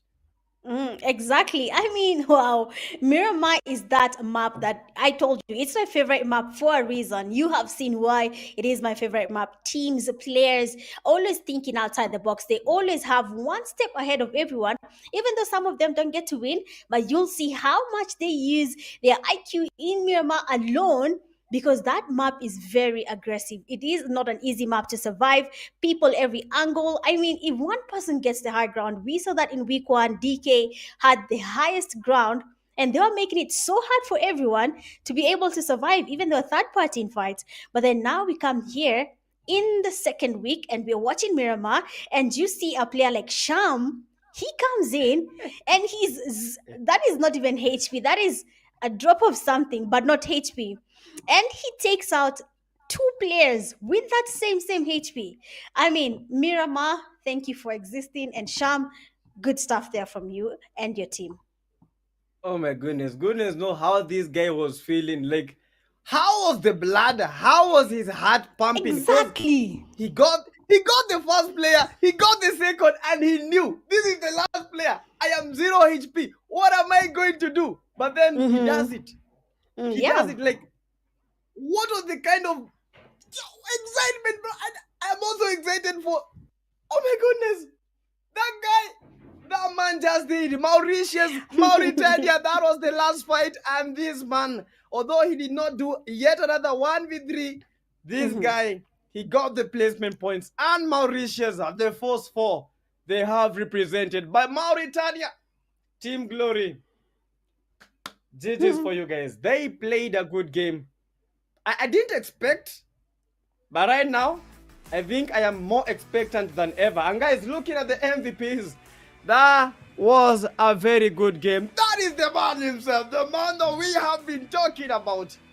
F4 Sham with that awesome fight against the Riz. You love to see and rewatch that clip. MVP getting 6 eliminations, total damage that is 1035, insane, and he got 5 knocks. He has 1 assist, and look at the heals, bro. Look at the heals. This guy was a total medhead. Survival time that is 26-34. This man not only survived, he thrived. He made it happen. And looking at your top players, that is the F4 Sham. 6 eliminations, 5 knocks, with a damage of 1035. Survival time insane. We have the Glow Fagasio. Oh my goodness me. This man still in the shit for the top players. 4 eliminations, 4 knocks, insane damage. We have Razor, Glow M7 MG, and we have the Mark 77. But look at this. Look at this. Team Glory. 3 of their players made it to their top players. How do you even come up with this? You can't make this stuff up. 3 of your players, you got the chicken dinner. Oh my goodness. You guys, you are going for the win, and they definitely set up the pace for the day number 3. Group C. We can see what is happening, and I hope you guys are enjoying all this great and tantalizing action that has been happening. Erangel, Miramar, this is Miramar, and these are your top players as we continue with the game. Yep, I mean, the glory there. The teams in Group C are proving to be very resourceful in getting their chicken dinners and eliminations to count. The glory there have done a really good job. But for this game, 59 eliminations, headshots at 9, the longest distance elimination at 315 meters, that is from No More Zeld, but he hasn't really been able to top that was a crusher from F4 yet, but we'll be seeing if that changes as the game continues to progress. We don't have any vehicle elimination, 2 grenade eliminations, and 2 airdrops have been looted, but for that long distance I expect it to be a little bit higher, because seeing that this is Miramar and most of the teams are playing at a long range, I expected it to be higher, but Crusher still leading there with the 326 meter mark. I don't think anyone will be closing that down for a while, but we'll be seeing how that plays out. But an amazing game there coming from Group C. Well thought out strategies, amazing reflexes from every single side. I have to say that is really good from Group C. And seeing that their games have come to an end for today, I hope when they play tomorrow, Group C will have the same excitement as we have experienced today. They have really showed us that they have what it takes to dominate in the next coming games and make it as well to the top 14. So of course we'll be seeing how they go about it, but everything right now is just dependent on tomorrow for the Group C. Everything else is just simple and clear coming from all sides of the teams. Also, PTK, you talked about DK. What changed for DK there? Okay, honestly, maybe they were too excited. They were too excited because they got the win. And when it comes to this, they had, I think they got to the top 14. They were, I think, position number 11. These guys got the win, and they knew they only needed 1 game to make it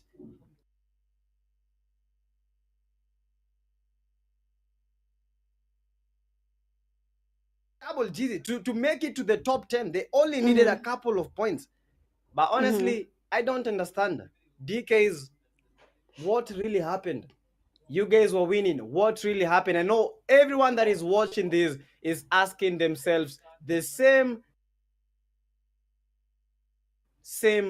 question. As insane as it was, we have to ask ourselves the question that I very, very bugging in our heads. That was insane for the teams. Mauritania, Mauritius, you guys impressed. And if you are watching, don't forget, guys, give the Mm-hmm. streams a like and follow all the socials. This is Pubg Mobile African Champ. And you can see the highlights. Yeah. And I'm expecting to see the highlight that made the day.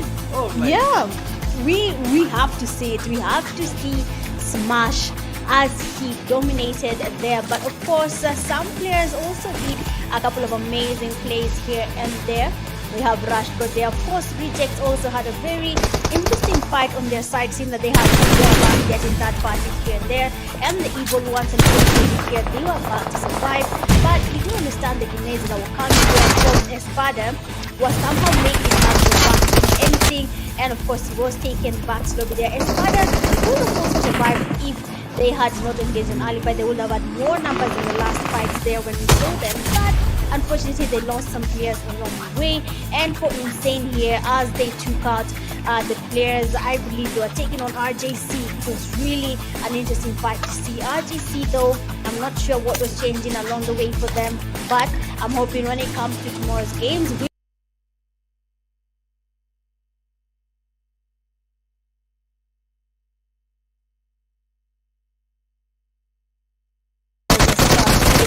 want to go about it.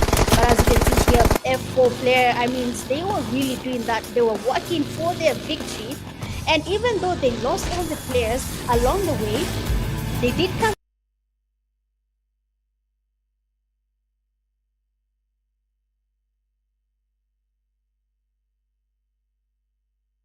And of course, that did end up him being taken back slow.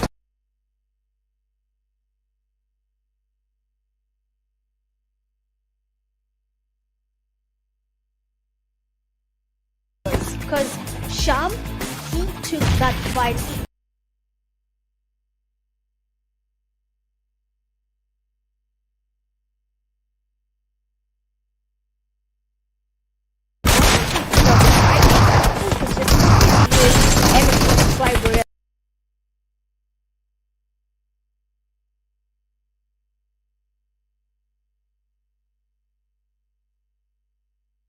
Up the courage, they started becoming a bit more confident. They took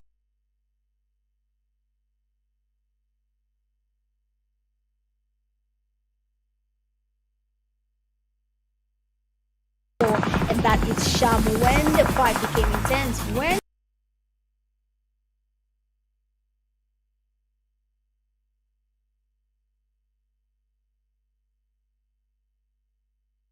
here he did get quite low.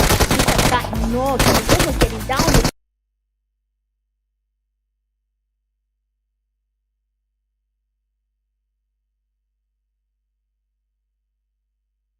Leave the defense and start embracing the UFC. Sham has proven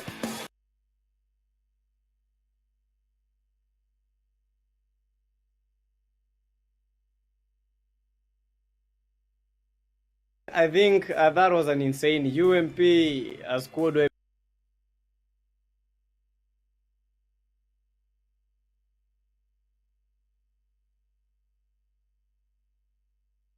And getting a damage of more than 500, which was insane. This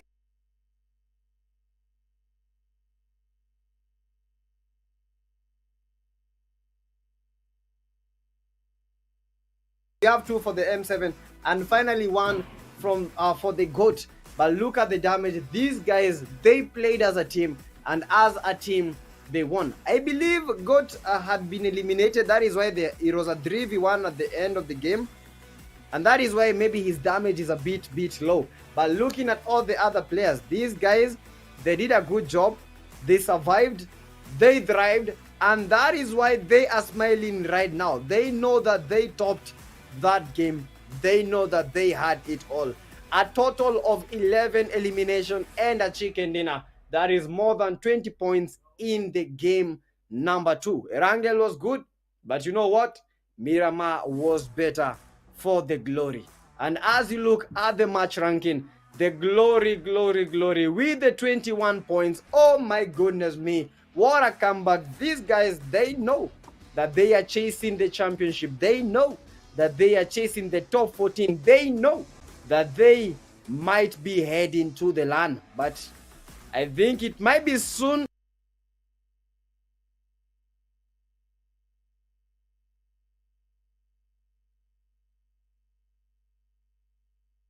Not maybe, but we are here to see day 3, day 4, day 5.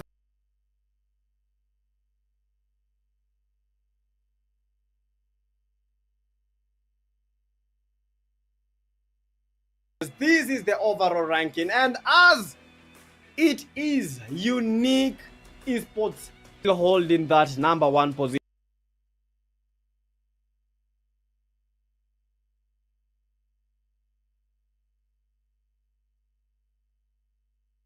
Advantage of playing the games today. Those are the 2 games.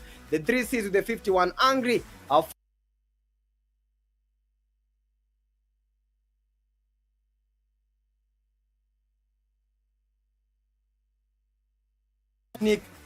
not the team with the most eliminations. The Reject have had the most eliminations, that is 37. I don't know what happened to them today, but the 7 points that they got, I think, up their tally to 47. GG's to them. The number 9 teams, we have the one band, we have the boss, are making that comeback with the 37. Tempers back with the 36. F4s with the clutch, and right now 34 points, taking them to position number 12. GG to them. Sham, that was nice, and that is why they are there. Espada also going up with the 31 points. Oh my goodness. DK's fumbling a bit and heading to the position number 14, but oh my goodness.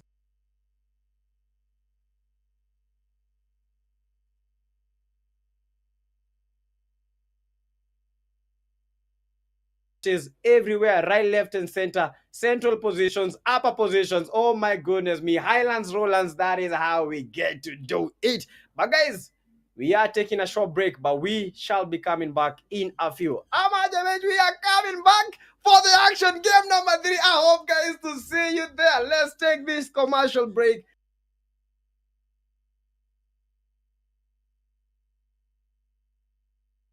A tiny little bit.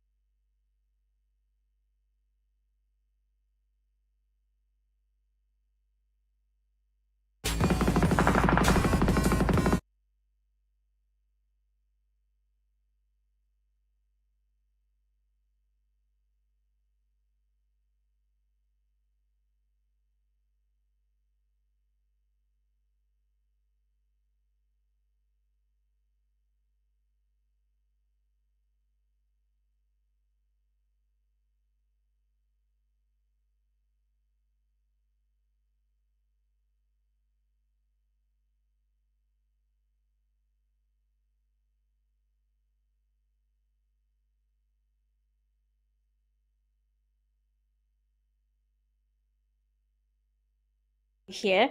I feel actually excited. You just missed a very interesting time there for Group C. But Group A as well is very interesting, and I'm going to be waiting to see if they'll top Group C's performance today.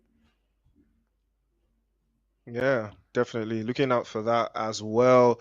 I did see a lot of interesting games from Group C. It was very, very solid. Although the teams that I was expecting to perform, they fell off a little bit. It was a little bit tricky for them. They got caught out here and there. But, the consistency that I've seen over the past week, still a couple of them did remain consistent. Teams like, the Donkeys, they were looking very good.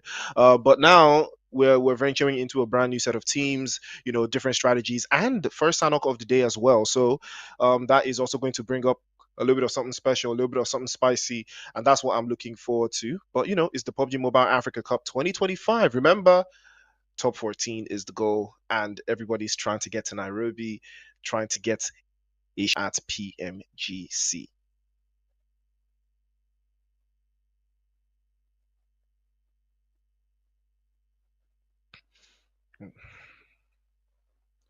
Okay.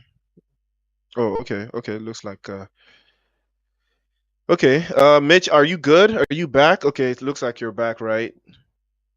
Yeah, sorry about that. Okay. Okay. Yeah. So I was talking about, how the PMAC 2025, every single Hmm. team that we've seen so far has been battling for a spot in, the top 14 to get to Nairobi, and then, a shot at PMGC Hmm. 2025. So what do you think, do you think you've seen any standout teams so far? This is week two. On every single team at this stage right now has played the same amount of matches, so no group has played Hmm. more matches than the other as it stands right now. So right now, do you Yeah. think you've seen any standout teams so far? Yes, I actually have. I could talk about Team Unique. That's a team I'll be looking to see how they perform throughout the games. They have really showcased amazing performance from day one. And then I can also look at the Donkeys. I have to look at them because when you see how they have improved throughout today's games, I think they're looking to do a little bit better as the games progress. We also have RJC from South Africa. I really hope RJC is going to pull up their game as well.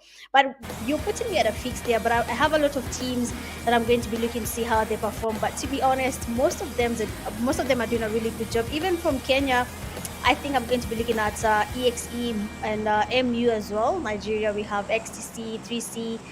Yeah, a lot of teams, Priest. Well, the proof is in the pudding. Ladies and gentlemen, PMAC 2025. The action is here. Action, and way more action. Sanok is the crash out map, the number one crash out map, and we love to see it. Every single team now with a strategy of their own, looking for a way through the emblems of what it is to be in the PMGC. But right now, we go execute unique. We've got 4 Miracles, GUFA, Ecstasy, 12 Esports, Zeus Esports as well, MAU Esports, the Emperors, not. We've got Neon Rising. I think Invisible Team is also here. Slaughter Unit is also in the cut.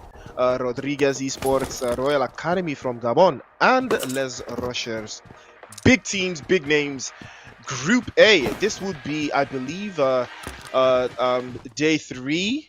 So match 3. So these teams are, they are a little bit more conversant with each other at this stage, and the action is already kicking off. Rodriguez with the first blow, first draw. Braxton, who is going to be victim, he gets sent away. Unfortunate scenario for them, losing. This strategies goes out the window. Like Dolby Sports reaction as well, but not esports.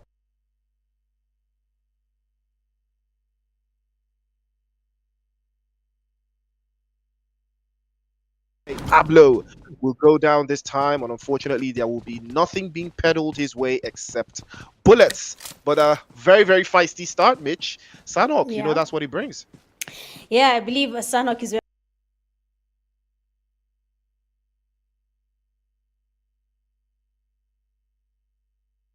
tend to really engage in the early fast zone fights, and we can see that happening already. And just like you've said, most of them will be focusing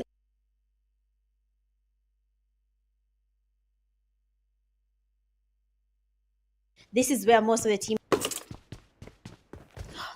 gather as many eliminations as they can as the games progress. So we'll be waiting to see if that's going to be the case or not. But I mean, please to just join here when the battle is already intense. And I had a lot of teams in mind, and people have been there giving XTC the push they need.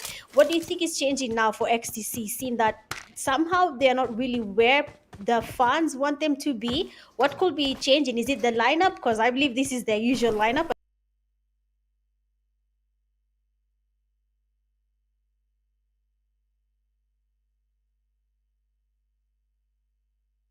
Would be the biggest tournament ever, and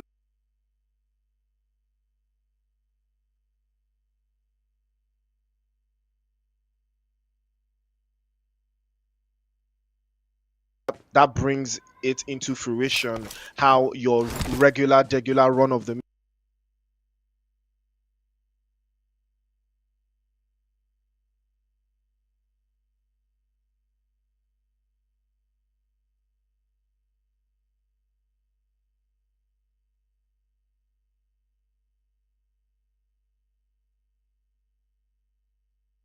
but by tomorrow I think we're going to have a little bit of a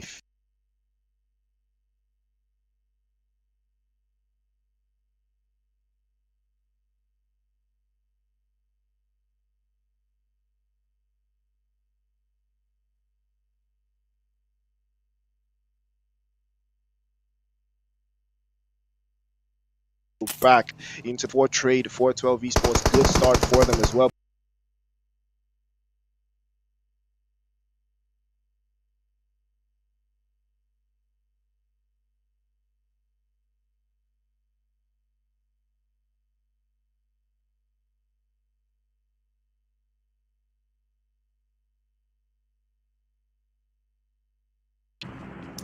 Yeah, they will continue where they.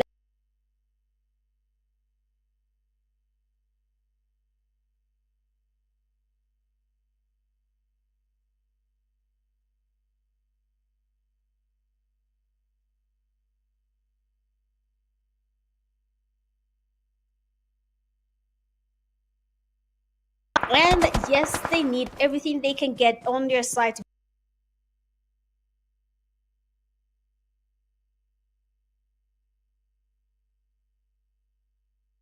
keep back to back there. They push amazing DBS knock. That leaves just one man standing for GUF. Everything is changing right now. The Molly does get one Chiro, and of course, going to get a Nazer towards.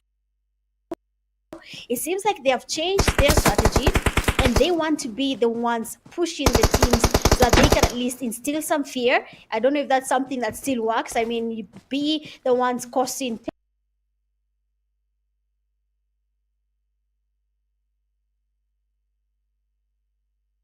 It seems like they have changed their strategy and they want to be the one. The strategy, especially for a map like Sandhawk, I think they are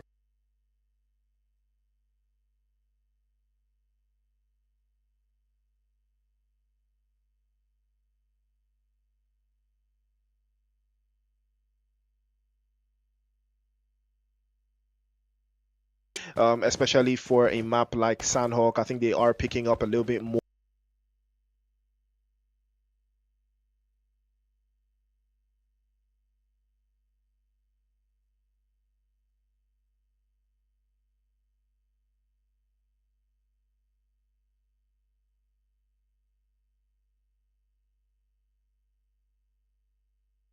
More ahead of Rodriguez. Good start, you like I said.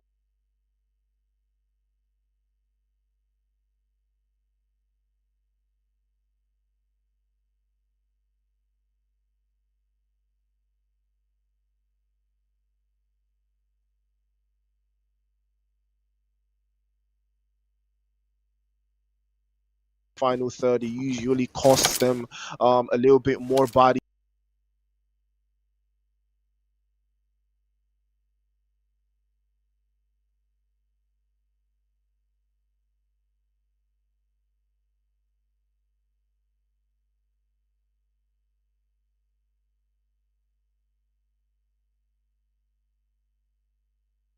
We're talking about 10-11 Ecstasy getting dropped out by Zeus eSports.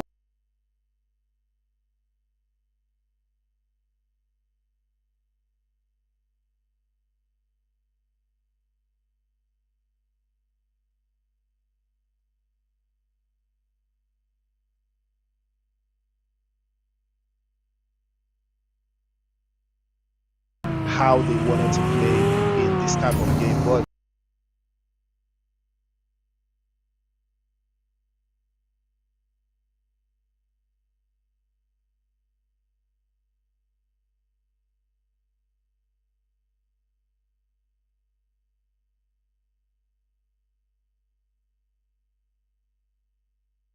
just right next to you, but all they have to do is just embrace it.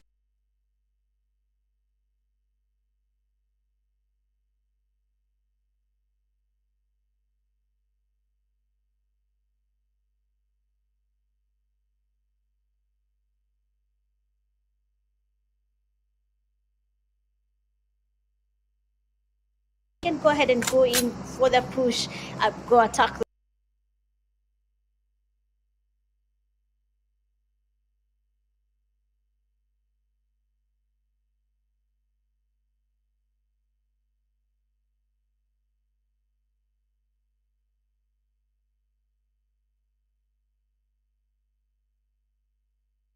Familiar with Sunhawk, they understand the map, same to XTC.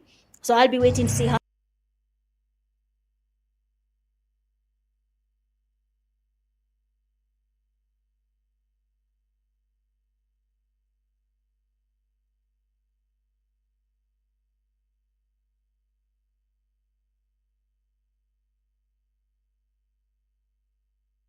be seen that as the game progresses. But for now,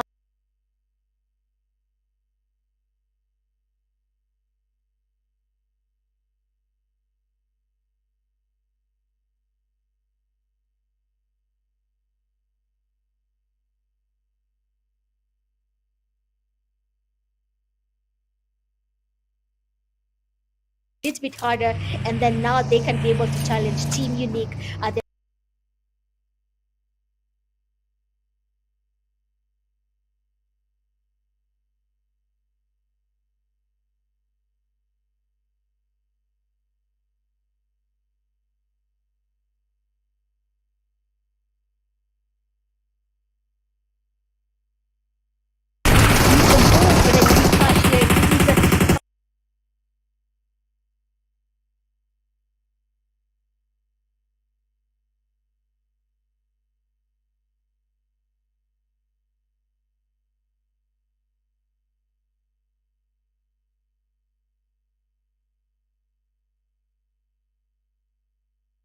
They're building up some momentum. I believe I can see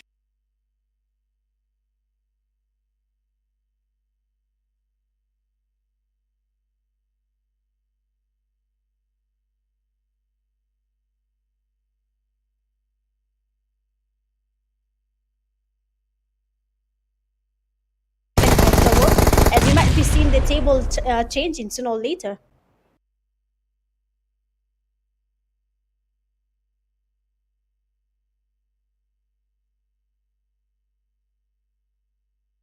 trader two bodies for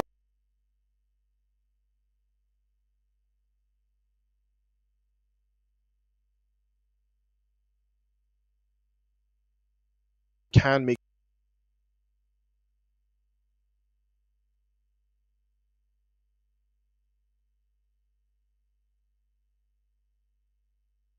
it's going to be a hard shift and a hard nut to crack.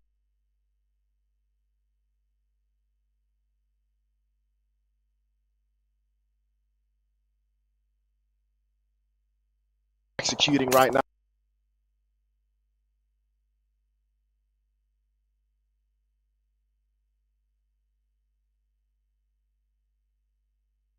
To the score, and that will be the end.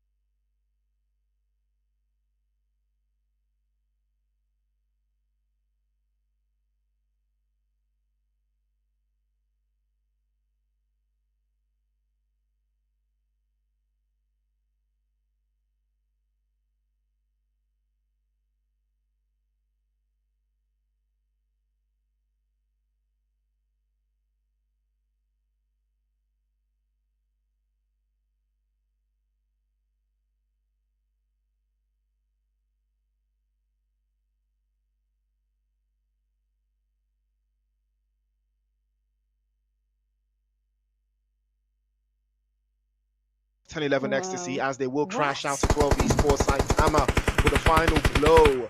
And somehow it looked like they almost had it in the bag, but unfortunately that would not be the case, as there's a lot of teams in a lot of positions in this entire area, and they are utilizing every single position. And now the open spaces here for 12 esports to capitalize with are looking very, very ideal. 11 eliminations and more to come. Zeus Esports, on the other hand, occupying the entirety of Corey, playing in from that south side. They do have the entirety of this zone to play with. If there's a big chance for them to work it out, this could be the opening they're looking for. But now they do have to find a way through inside of the quarry and keep an eye on the rest of the opposition. But they are looking very good for elimination still for players. It stems to have something special for them. 12 esports trying to barricade themselves inside of the building as well. 4 miracles down to Sheik as well, and it will be the last one to keep them and keep their flags up. No eliminations from them just yet, but it's too early to call it. But Zeus Moris looking very comfortable. That push earlier on against, I believe it was Rodriguez Esports, it worked out in their favor, and it worked out perfectly, and they closed that one down. But it looks like and trading 5.56s there. Zaba with a beautiful spray over to the other side there, and Neon Rising in serious trouble. They will be having constant tremors as the bombs fly all over them. Their Royal Academy still trying to hold this down. That's a good grenade, a couple of inches too far, doesn't get the job done. Probably going to try again and execute, trying to close this down. Royal Academy with an open position to work out of, and they do have the play zone from that northern side. Even the hillside position could work in their favor, but execute do have 6 eliminations, and that gives them a better perspective. You know, the more eliminations you get, the higher your confidence levels, and it looks like Royal Academy, they might fall victim to this. Swash has a sight line to that position, probably going to close this down as well.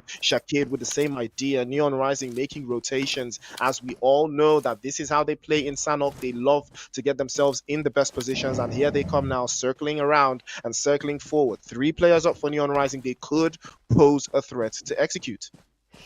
BREXE has to be really careful. They are going to be sandwiched there. If they're not careful, then they might be losing this fight depending on how they take on the next fights, seeing that Neo Rising is closer. EXE, on the other hand, they also have the numbers, and they can use that to their advantage, as Neo Rising is down 1 player.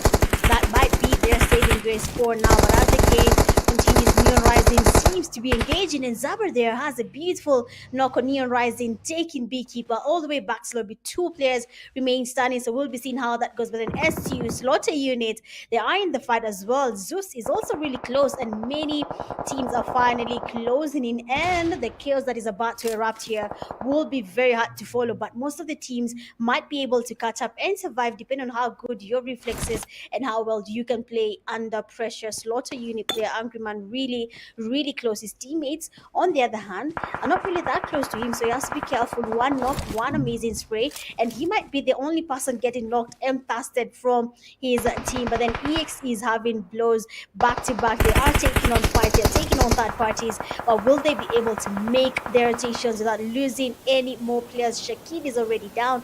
They need to figure out the revive. Royal Academy closing on the right side. They need to figure out that as well.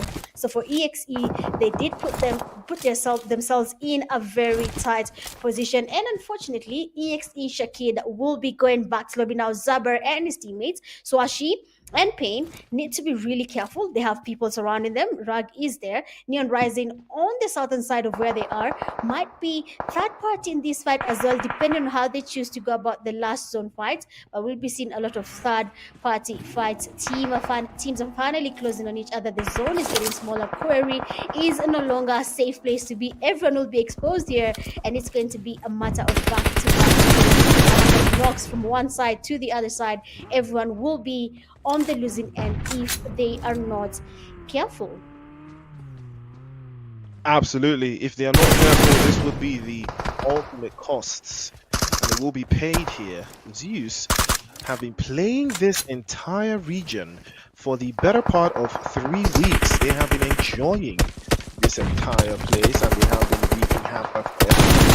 Logic, dangerous and nasty spray, and another one, Fabian as well. Beautiful shots Osiris, a victim, he gets knocked away as well, and this could be the calling card for Zeus Esports to capitalize on this, but the distance is a little bit too far out. But this will give them the opportunity to advance their position a little bit closer. They've hopped into the vehicles, and there are circling inside as well. And now they're capitalizing where they come.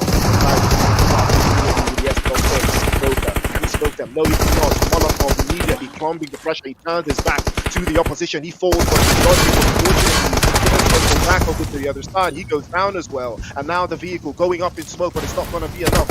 Beautiful grenade from Lyra to the and now execute, trying to execute the trade-off, but Swash goes down immediately as well. 12 esports now. They want to make it 13, and they have more bodies. And over to the other side, he swaps to the Molotov cocktail. The world on fire, but it doesn't work. Saber tries again. Execute. Can they close it down? Not again. Desk shuts it down as well, and execute will be executed. 12 esports, but not 12, not 13, but 15 eliminations, and they're clawing closer and closer, kicking dinner. Saitama on the wheels of steel here, just trying to get him up, but now the pressure is on. Slaughter unit playing as 3. This could be the opportunity they are looking for. If Vexy and Angry Man could close this down, they may steal this chicken dinner away.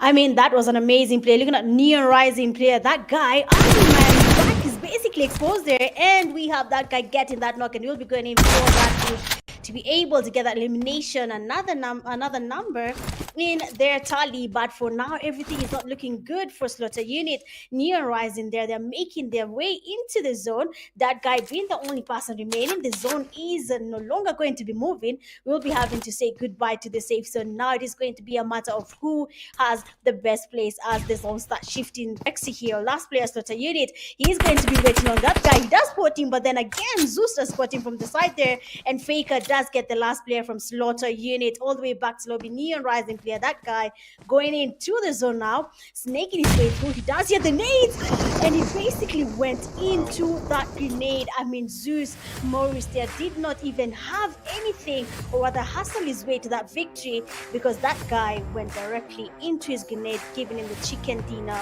right? So basically served hot on the table. Yeah, I mean, it was more like a mine, you know, but it blew up all over his face. I was not expecting that though. I did not know why he was, you know, swaying to the left and right. It's a 1v1. It's a 1v1. Seek your enemy out. You know, hold the high ground. Hold the high ground. Why is he swaying, you know, left to right, doing the whole, you know, acting like he's that guy? Well, his name is that guy, so I guess. But I was expecting better. There was no need to be doing all those moves. You know, he was just swinging from side to side, like, you know, like, oh yeah, that's gonna stop the grenade. Come on, man. Like you already knew that guy, that the last player from Slaughter Unit got eliminated. He was aware there was no need for him to be doing all those moves. He just had to go straight down to where he heard the bullets come from, and that was it. But you know, he was swaying to the side, moving slower than the grenade was just launched. Like easy peasy. Listen, but you cannot really blame that sway, you know, like he was just, you know, well, he was trying to, I think he was trying to look, you know, like, you know, if you see someone coming like that, you know, he's doing this. He was aura farming. That is what he was doing. He was aura farming. Like he was just to panic. You know, he was just trying to. Yeah, but the opponent wasn't even seeing him. That's why it was funny, because he hadn't been spotted yet. It was just a guess. He threw the grenade with a guess, and it landed perfectly. And that's just what it is. But still, regardless, Execute still put on a masterclass performance. We saw that, you know, Swash was the main man, the MVP. He put in an amazing performance. 6 eliminations, over 1,000 damage points dealt. Did manage to get 4 knocks, survived 20 minutes on the clock. Didn't necessarily heal too much. You know, he wasn't playing behind the zone. Execute worked a lot in, and I did talk about Execute's performance and how they play in the final third. You saw yourself, you know, they always get overwhelmed. They tried to third party, but they didn't cover all their bases, you know, and you know, but then it was all part of the strategy. They got the eliminations. It worked out in their favor, and I think that was just more of the strategy that they needed to apply. But it was looking good though. Swash in the front foot, 6 to the 1,000, and Des did have more than him, but not in the damage department. Had 7 on the board as well, 800. Same with Saitama. 12 Esports did put on the work today, and Narcos also in the front seat for Rodriguez Esports in a big move as well. 4 eliminations to the good, 800 plus and 500 plus for Logic. I was expecting to see more though. He was putting in that work for Zeus Esports and did manage some crazy eliminations as well, but you know, it's not the worst performance in the world. A couple of these teams did put in the work. Execute, 12 Esports, Rodriguez, and Zeus. A couple of other teams as well. But again, this is another thing we do like to talk about, the performance of Neon Rising in Sandhawk. Again, Neon Rising losing a lot of players, but that did not deter them from finishing in second place, you know, with an elimination as well. Good points for them, adding it to a little bit of what, you know, they did so far. But you know, we did see it, and it's a good performance regardless. Swash from Execute did put in the work there. Yeah, I mean, Swashi there did bring Execute's name up high, and of course, I hope they're going to be saying thank you to him as well. I mean, the Execute team had a lot to catch up on. But looking at the match summary for this game, 58 eliminations with 11 headshots here. 282 meters longest distance elimination from Zeus Faker. I believe we have seen how good Faker is. His reflexes are quite on point. So I'm hoping in the next games there will be seen more of him, seeing that his team already was able to get that chicken dinner. 3 grenade eliminations and 1 airdrop looted. But amazing play coming from all the teams, I have to be honest. Most of them had to face a lot of pressure, but at the end of the fights, they were able to come out victorious, losing, of course, a couple of players along the way.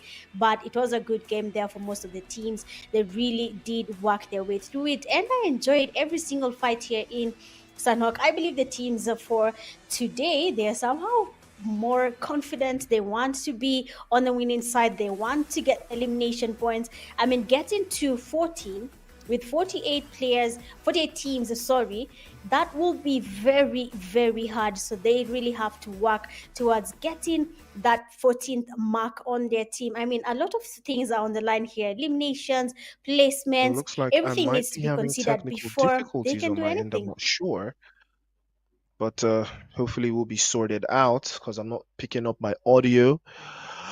But it looks like probably gonna have to sort it out on my end. But it is what it is. I'm not sure if you can pick up my audio. Probably gonna get fixed up as we progress. But you know, it's the PUBG Mobile Africa Cup. The action doesn't stop here. We are having fun. It is pre-step on the board. Let's take a look at how this panned out.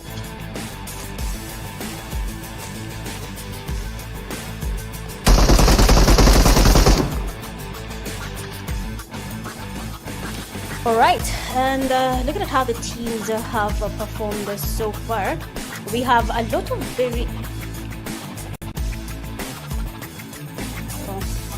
lot of very interesting fights happening here in their GUF Africa. Were the first team to basically have a fight happening around them, but they were lucky enough not to be eliminated at that point. Not was the first team to make their way to the lobby. Is my audio back? I mean, all this happened without not really having that in mind. It does happen sometimes. You get placed in a position and you don't really know how to go about it, and end up losing that fight, unfortunately for not.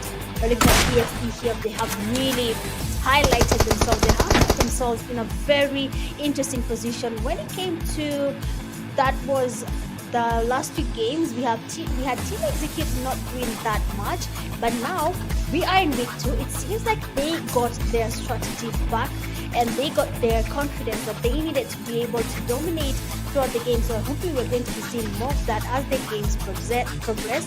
But of course, we'll be on the lookout to see a player like Swashi being given right on the screen. We saw how he was able to carry Team Execute whenever there was a knock, where we saw Shakid being eliminated. He was still there to at least help the team throughout the fight. So big up to you, and a very good strategy for Team Execute. We had Rodriguez, another team I saw had done a huge improvement. Their gameplay is different now. They are the ones on the aggressive, they're the ones pushing, they're the ones farming the kills, and unfortunately they did not survive that long, but by the time they were taken back to lobby, We had Rodriguez getting 17-22, their name before they were eliminated. So I mean, Rodriguez, they need to focus on playing like that more. Then maybe we will see more of the team that is Rodriguez dominating in this game. Remember, every group has another team dominating from every single side. So I hope Rodriguez in Group A will be coming up as well, because you can see they really were the ones going in for the eliminations. They were the ones going in for the kills, and it did work out for them. The elimination is just not easy, and we have to what it is. For now, most of the teams are doing a good job. Zeus Moris surviving throughout the fight. Have been able to take on XTC, taking them back to lobby. I mean, that fight was too quick. I didn't even get to see the training, but before we couldn't say anything, we had taken all the way back to lobby. Royal Academy, unfortunately, their 12 eSports was putting in the pressure. They were aware that it was only one man standing, and they took that to the advantage of the XT players that were not fighting the fight, and they were eliminated easy by 12 eSports. I mean, you cannot eat something without them getting a bit angry. So that is what happened there, and 12 eSports took out XT before they were taken back to lobby as well. And the guy that Chris was saying that he was he was doing some very interesting moves here and there, was just not doing the right, trying to farm aura, but the aura was not there to be found, and the guy went into the need, and just like that, Zeus Moris got the winner chicken dinner. Big game, regardless. Very, very big game, if you ask me. Yeah. I'm back to the party. Welcome back. But you know, Zeus Esports, chicken dinner, well deserved. We saw how they finished up. It was, I believe, they got 9 eliminations with that chicken dinner, so that's a big drop for them. Faker with 3, Fabian with 2 as well, and Logic had 3. He was the big dog for the team, almost 600 in damage points. Thugger added a little bit more there, but you know, ties in with 12 esports, 19 points apiece, and Execute as well, also doing the business with 16 points in total, 13 of those coming from elimination. So that tells you exactly what you need to know. Neon Rising, Slaughter Unit, and Rodriguez Esports putting in 7 apiece. Ecstasy with 5 eliminations as well. No placement for them. They go out a little bit too early. Royal Academy with 4 Miracles, and Unique sharing 2 apiece in 9th and 10th. And Emperors and Nard Esports sharing 1 point apiece in 11th and 12th. GUF, More Esports, Res Rochers, and the Invisible team, no points on the board for them. It's an unfortunate turnout for them. Sandhawk party ain't no party like a Sandhawk party, and these teams have learned the hard way. But good performance from Zeus regardless. But take a look at the overall ranking. That boosts Zeus to number 1. Same thing with Unique. You know, still sitting in that top 3 spot. 3 Grand Esports in 3rd, yet to play. I believe they will be playing in the last match of the day for Group B, so we will be keeping our eyes on them as well. Neon Rising catapulting once again up into top 4 now with that performance. A couple of points on the board for them. Angry also in 48 with in 5th place. More Esports unfortunately slipping down there. No points added. 5 matches played. Next as well, all the way down. 4 matches played. Not the best performance today in 47, but it's not the worst thing in the world. There's still more opportunities. Execute, on the other hand, have found themselves in the top 8. 42 points to the good. Very, very solid performance. But 12 esports, that performance puts them into the top 9. Now that is a solid way to go as well. Glory in 10th, One Band in 11th, Final Boss, Temper, F4, and 10-11 all the way down in 15th. They are now out of the top 14. This is not the best place to be right now, but they are currently sitting with 33 points. More to be added to the good, though. They are themselves and 12 esports the only 2 teams in this group, or rather this ranking, that have played 5 matches apiece. Espada as well, we saw their game in Group C earlier on. They didn't necessarily add too many points to the good, but they are still sitting good in the top 16. There would be more to look out for. Exactly. I mean, this basically the leaderboard is changing now. Everyone is just either on the winning or the losing side. One single game and everything changes. You can be in the top 14 or make your way down beneath 14. But anyway, guys, that has been game 3 for the first game for Group A. Of course, we'll be taking a short break. We'll be right back with Please do not go anywhere. We'll be seeing you after the break.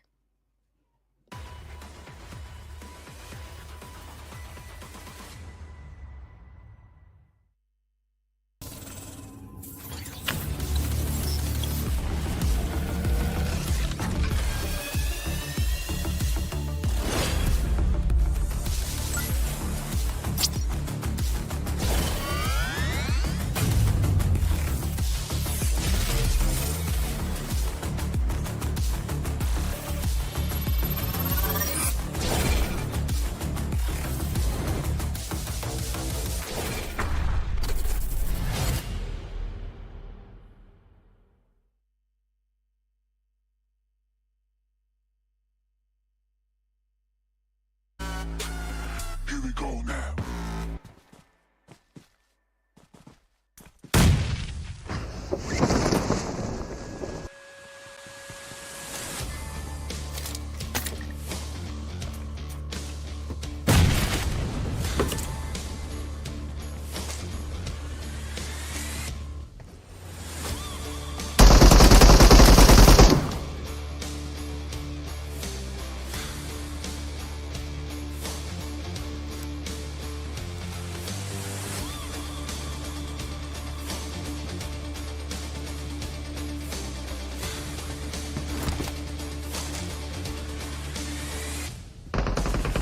Yeah.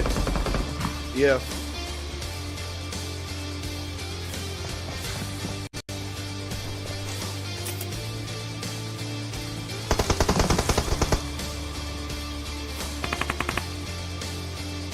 Or do I, yeah.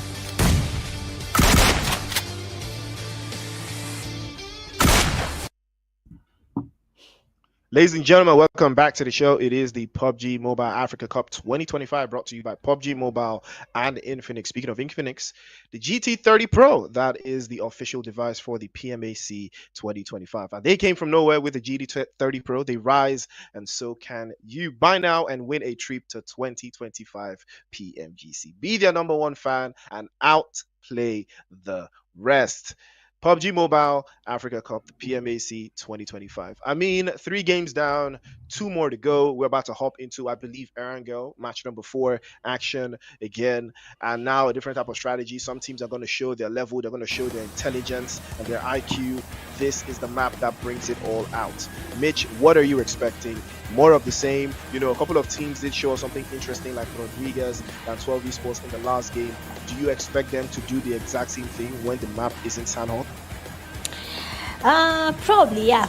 I'm actually hoping they do the exact same thing because that is how the table has turned, and I'm excited for these teams. Honestly, they did get to turn everything around, and most of the teams now that are sitting comfortably in the top positions are now feeling the need, the pressure to now play better and not relax because anyone can be moved from the positions they are. So for this game, I'm actually hoping they play almost similar than Hawk, just a little bit better for the teams that are not able to get maybe a chicken dinner or to the top 5-3 positions. Yeah, big. And I'm expecting a big game here. I'm expecting a big game. This is going to be the last Erangel for today. So somebody's going to go out here with a big bang. And speaking of big bangs, Southwest in Primorsk, the Invisible Team and More Esports might be locking horns. And that is not something I was expecting to see. Wow. Interesting turnout. This one could be very interesting if it goes out this way, but it's a good game regardless. 12 esports and 10-11 ecstasy. I'm not sure what's going on there. Looks like these two teams might be slamming into each other. A lot of teams in that Yasnaya area, and it's probably going to cost someone something there, but we'll see for ourselves how that pans out. Play zone in the north, a little bit towards the north. Saverny is up for grabs. Nobody is there. We have a very, very hard spot there. 4 Miracles and Ecstasy will be sharing the spoils of that position, and we are going to see who's going to come out on top there. But for the meantime, Execute, Zeus Esports, Rodriguez, those teams that did have a very, very fantastic match number 3. we are looking out for them to see if they will do more of the same. Invisible Team, on the other hand, I'm quite surprised, that they are sitting inside of this position. I was not expecting them to be here esports, but it looks like this might be our first engagement of the map. Yeah, they decided that they wanted to be around Primosk. Not It's a very rare occasion to see two teams landing here in Primosk. Most of the time, most of the teams tend to avoid landing where the flight path began. But for more esports and Invisible, they seem to be comfortable being here. I'm not sure why no one went here. I believe that is the easiest place to be in, but somehow they find it better to be here. So I'll wait and see how Invisible and more esports take on this fight, who will be taking on the victory in that battle.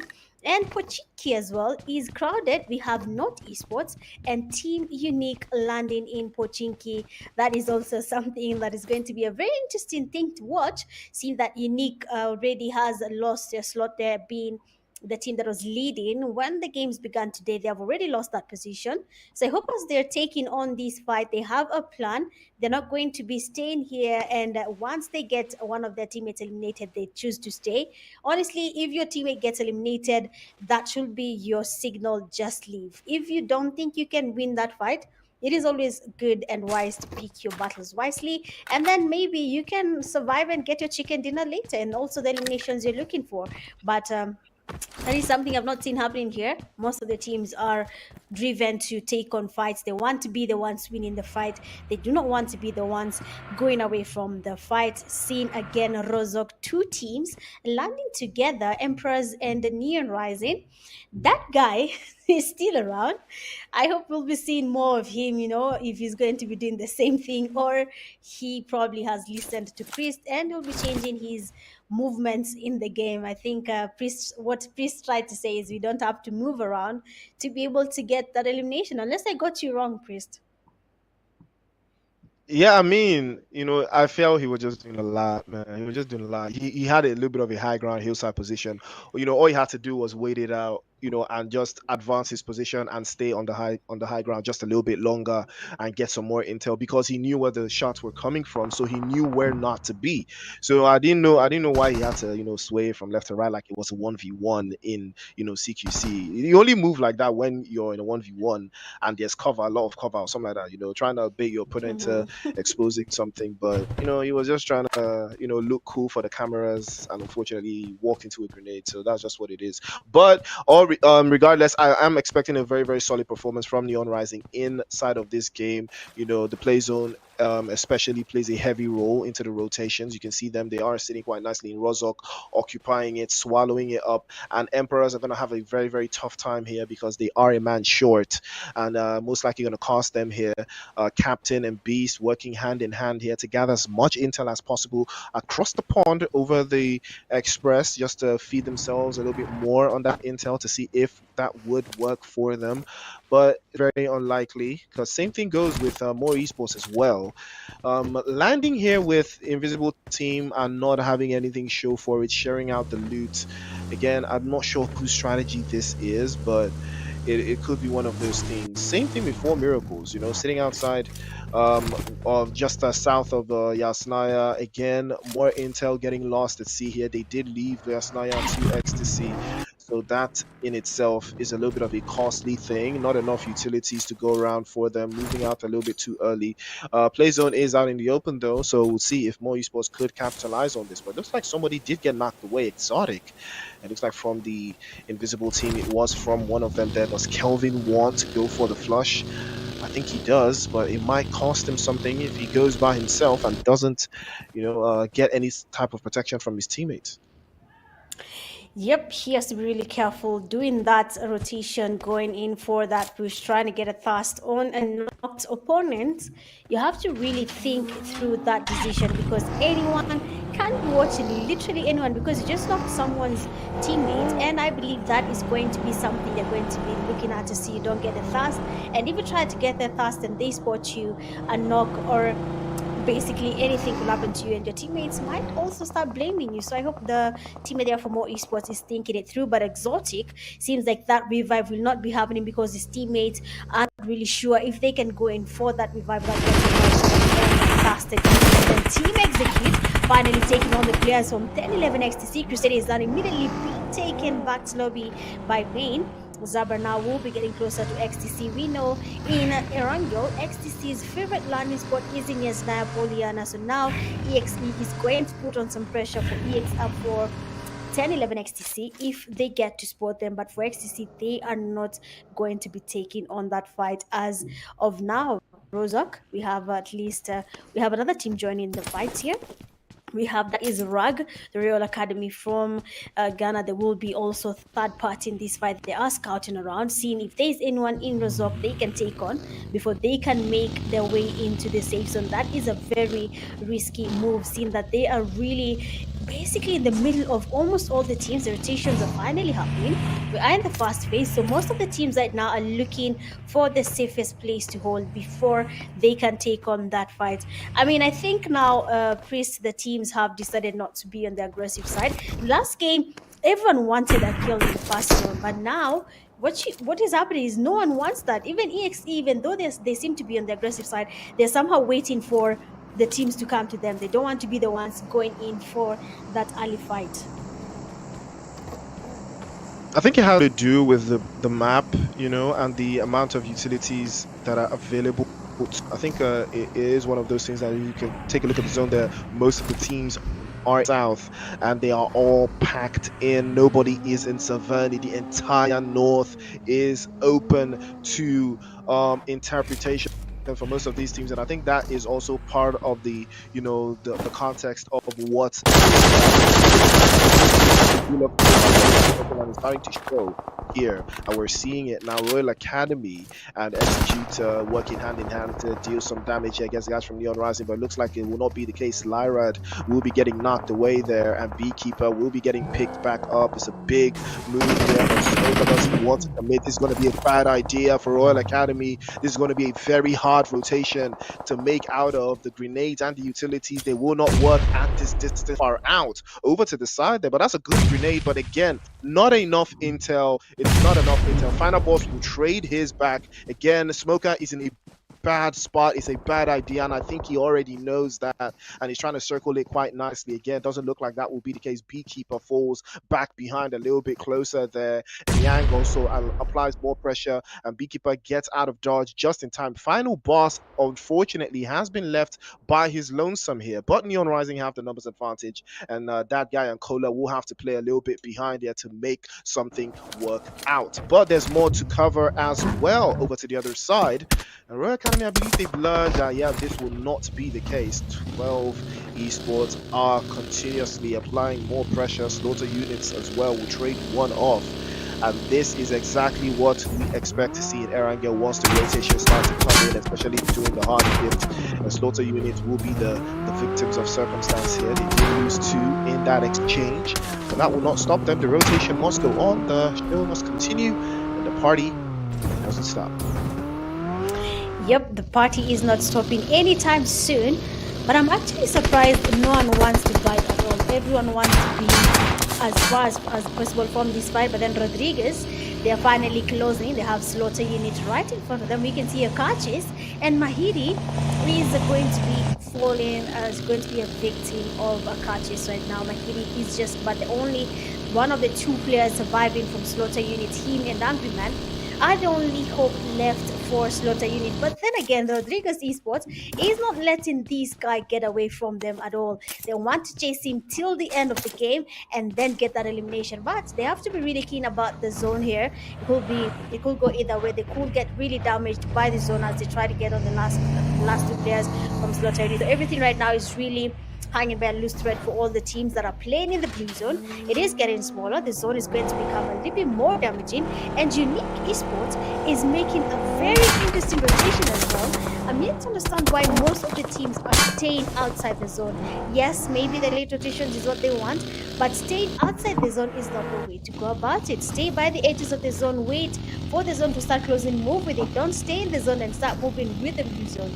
Move right in front of him, follow it, and make it to the safe zone. Everything is just everything is just dependent on the zone shifting. Right now, they are playing the those two teams. And Zabra there is quite low. I believe the players will be able to get that knock on EXE player Zabra as he tries to make it to the safe zone. Look at that Mahiri.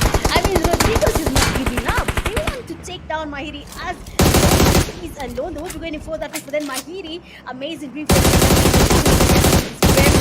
for Rodriguez eSports closes in there. They are waiting for him to make a mistake as well. But finally, the Rodriguez player does try to call in for some backup. We have seen vehicles passing by there, but they are not getting closer. Mahir with a grenade, trying to look for a chance there to get at least a knock, but nothing is happening yet. His teammate on the other hand here, Slaughter unit player, and that 4M player did get a knock on him. And of course, he went in for that fast, exposing himself to the players from 4 Miracles. They will be going in for that push. He is quite low. Nade's getting hooked up. Might just be a Kobe or Angry Man. And the nade doesn't really connect. They want to go in for that push. They want to take out the last player that is close to them from SU, that is Angry Man. But will that be possible? There is power in numbers. But for Slaughter unit, Angry Man, he's just but a solo. They're not even aware of where he is holding. And now it is time for Angry Man to do some bit of payback. The nades are getting cooked up there. Angry Man cancels his nade. That grenade would have been his chance to get at least a knock on one of the players from 4 Miracles before anything happens. But then he is holding another nade. Is it going to be a Kobe though on the players from 4 Miracles? Someone does go in. The damage on that get pre-fired. Amazing sprays there from 4M. And just as that Trace God getting one player from Slaughter unit. That does leave just one man standing, and that is Mahiri. I mean, the numbers for SC are not really going well right now. They're not really having an easy time anymore. Yeah, the game's gone. The game's gone for them for sure. That was a very, very hard breach. So, very unfortunate trade off for not eSports. The next victims for 1011 Ecstasy, they have been farming. You would think they were old McDonald's, the way they are farming these things from that hillside. The other side, 28. Straight to the score there. Bajwal to the other side gets the first drop, and that's a big spray again.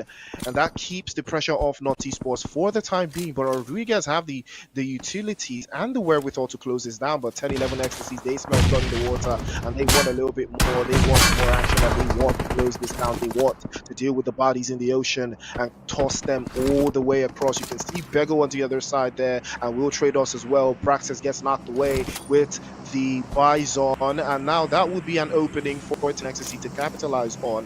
Narcos trying to close this down. Braxis is knocked away. Doesn't look like he can make it through. Molotov over to the other side from Craven Sir, and he's trying to close this down. Beautiful Molotov on a trade-off Molotov as well to stop the reset, but he does manage to get it done just in time. But it's going to be a hard defensive position coming through from the guys from Rodriguez eSports. That's a fantastic grenade again over to the top side. We'll close that down, but 10-11 Ecstasy will not stop. The pressure continuously mounting on, but there's two separate teams here, so they have to be careful, and they do not have the play zone.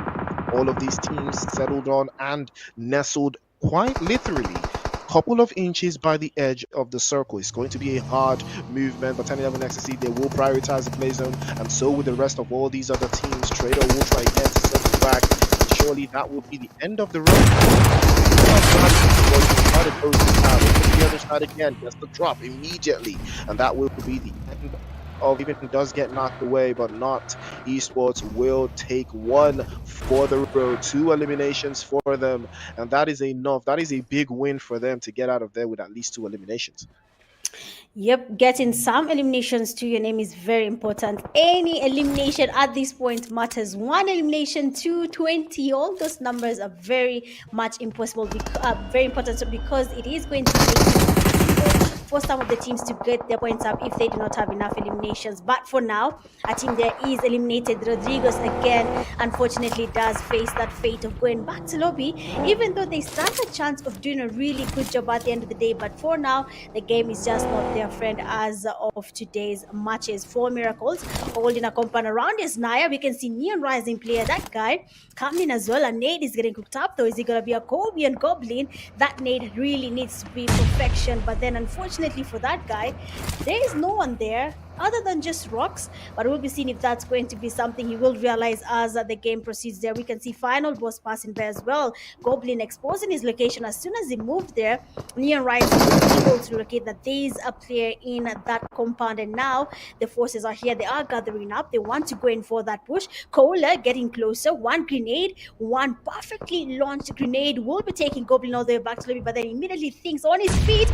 But then that grenade almost lands where we have Goblin. More nades coming in there. Goblin is in trouble because the nades from Kohler are doing a really good job. They are dealing the damage they need to deal, but the player Goblin is still surviving. The grenades here from Neon Rising, almost perfection. Everyone is getting damage on the guy, and just like that, 10-11 XTC player Traitor, he does that party, that fight, and immediately takes on the last player from 4 Miracles. I mean, right now, anywhere you go, please do not stay aside. Everyone wants a piece of that elimination in their total overall point.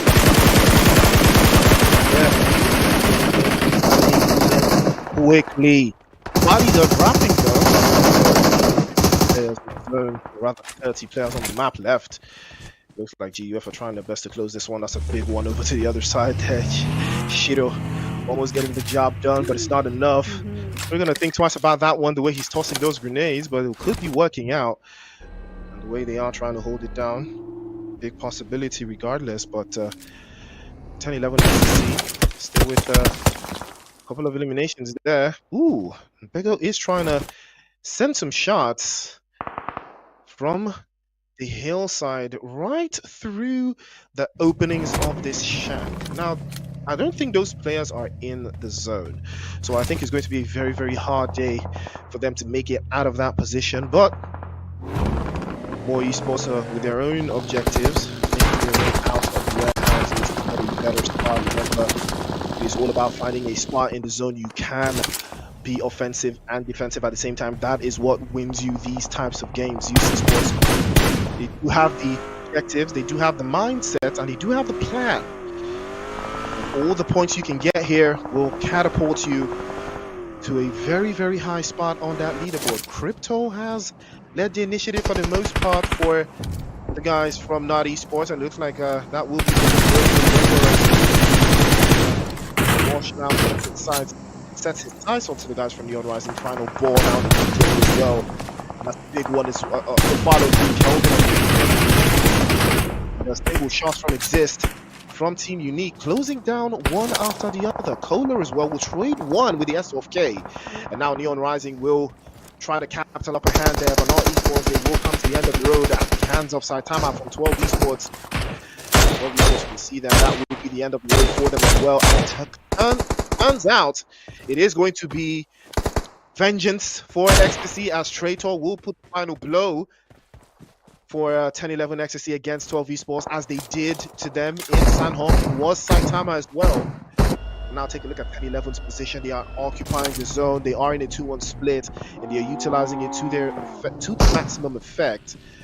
And they are creeping slowly and surely into the other side of that zone. But take a look at Neon Rising with the exact same game plan, just on a different angle here. It's going to be a hard rotation. You can see Kohler already circling back to get more intel onto the guys from GUF. Beekeeper with a sight line over to that northern side, keeps them at bay, forces them into a little bit of a box. It's going to be a hard one to break out of. Neon Rising do have a plan here, and they're starting to come together, but so do these people. You can see them with the utilities. They're popping them right and exactly the plan here coming through. Potion, big spray, doesn't play peak, but has them locked in, and that will be the end of the road. Thugger will be the one to crush the Potion, and that will be the end for GUF. Zeus Esports up to 5 eliminations. I mean, amazing plays here coming from Zeus. They did get the chicken dinner there, and they might be looking for another one. We'll be seeing if that's going to be the case, but then they really have good formation. They really have good cover on each other. Anytime you see anyone going in for that push from Zeus Moris, you can see the teammates are really trying to get the cover on their fellow teammate as he tries to go in for the push there. Amazing structure for Zeus Moris. But again, the game is just a little bit almost coming to an end here. The teams are finally feeling the pressure.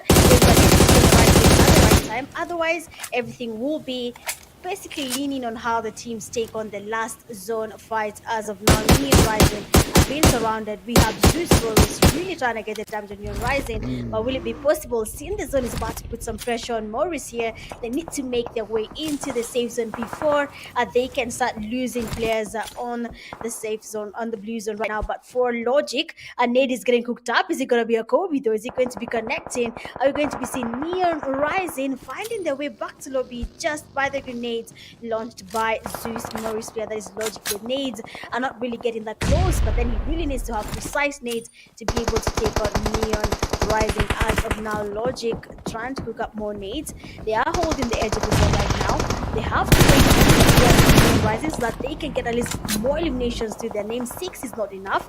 They need the numbers to go up so that they can continue holding the first position in the overall ranking. Nades from every single angle. Neon Rising Cola trying to get the nades on Logic. I mean, that nade is beautiful. It does get some damage on Zeus Moris, and finally Isan going for that the push there. But Thaga, amazing damage on Cola as he tries to go in for that push on Zeus.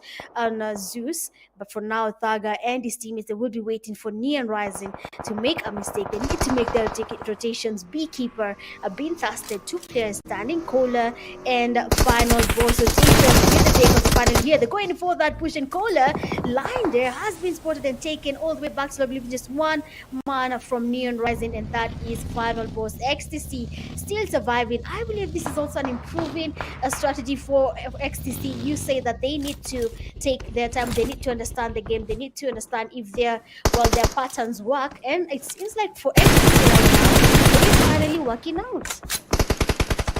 Yeah, it looks like they are having a strategy to stay on the high side, the hillside position, and get more intel on the rest of the lobby.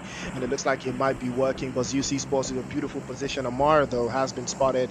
He is exposed on the eastern side to Unique, so he has to be careful as well. Unique have a brilliant position being protected by that compound. They made the right choice. They made the early choice, and they capitalized. And now they do have that defensive position to hold out with. And now Zeus will have to circle back, trying to hold on and force out the guys from Neon Rising into the open. But more esports also in a very good position. It is all about the next zone. Who is it going to favor? You know, you can see the percentages scattered around the entire place. 6% for Neon Rising to win this chicken dinner. It is so Renee's flying all over the place here. The final boss at bay, but he does have the play zone though. And Zeus Esports, they could be in some serious trouble here if that play zone shifts away from their position. They might turn into sitting ducks.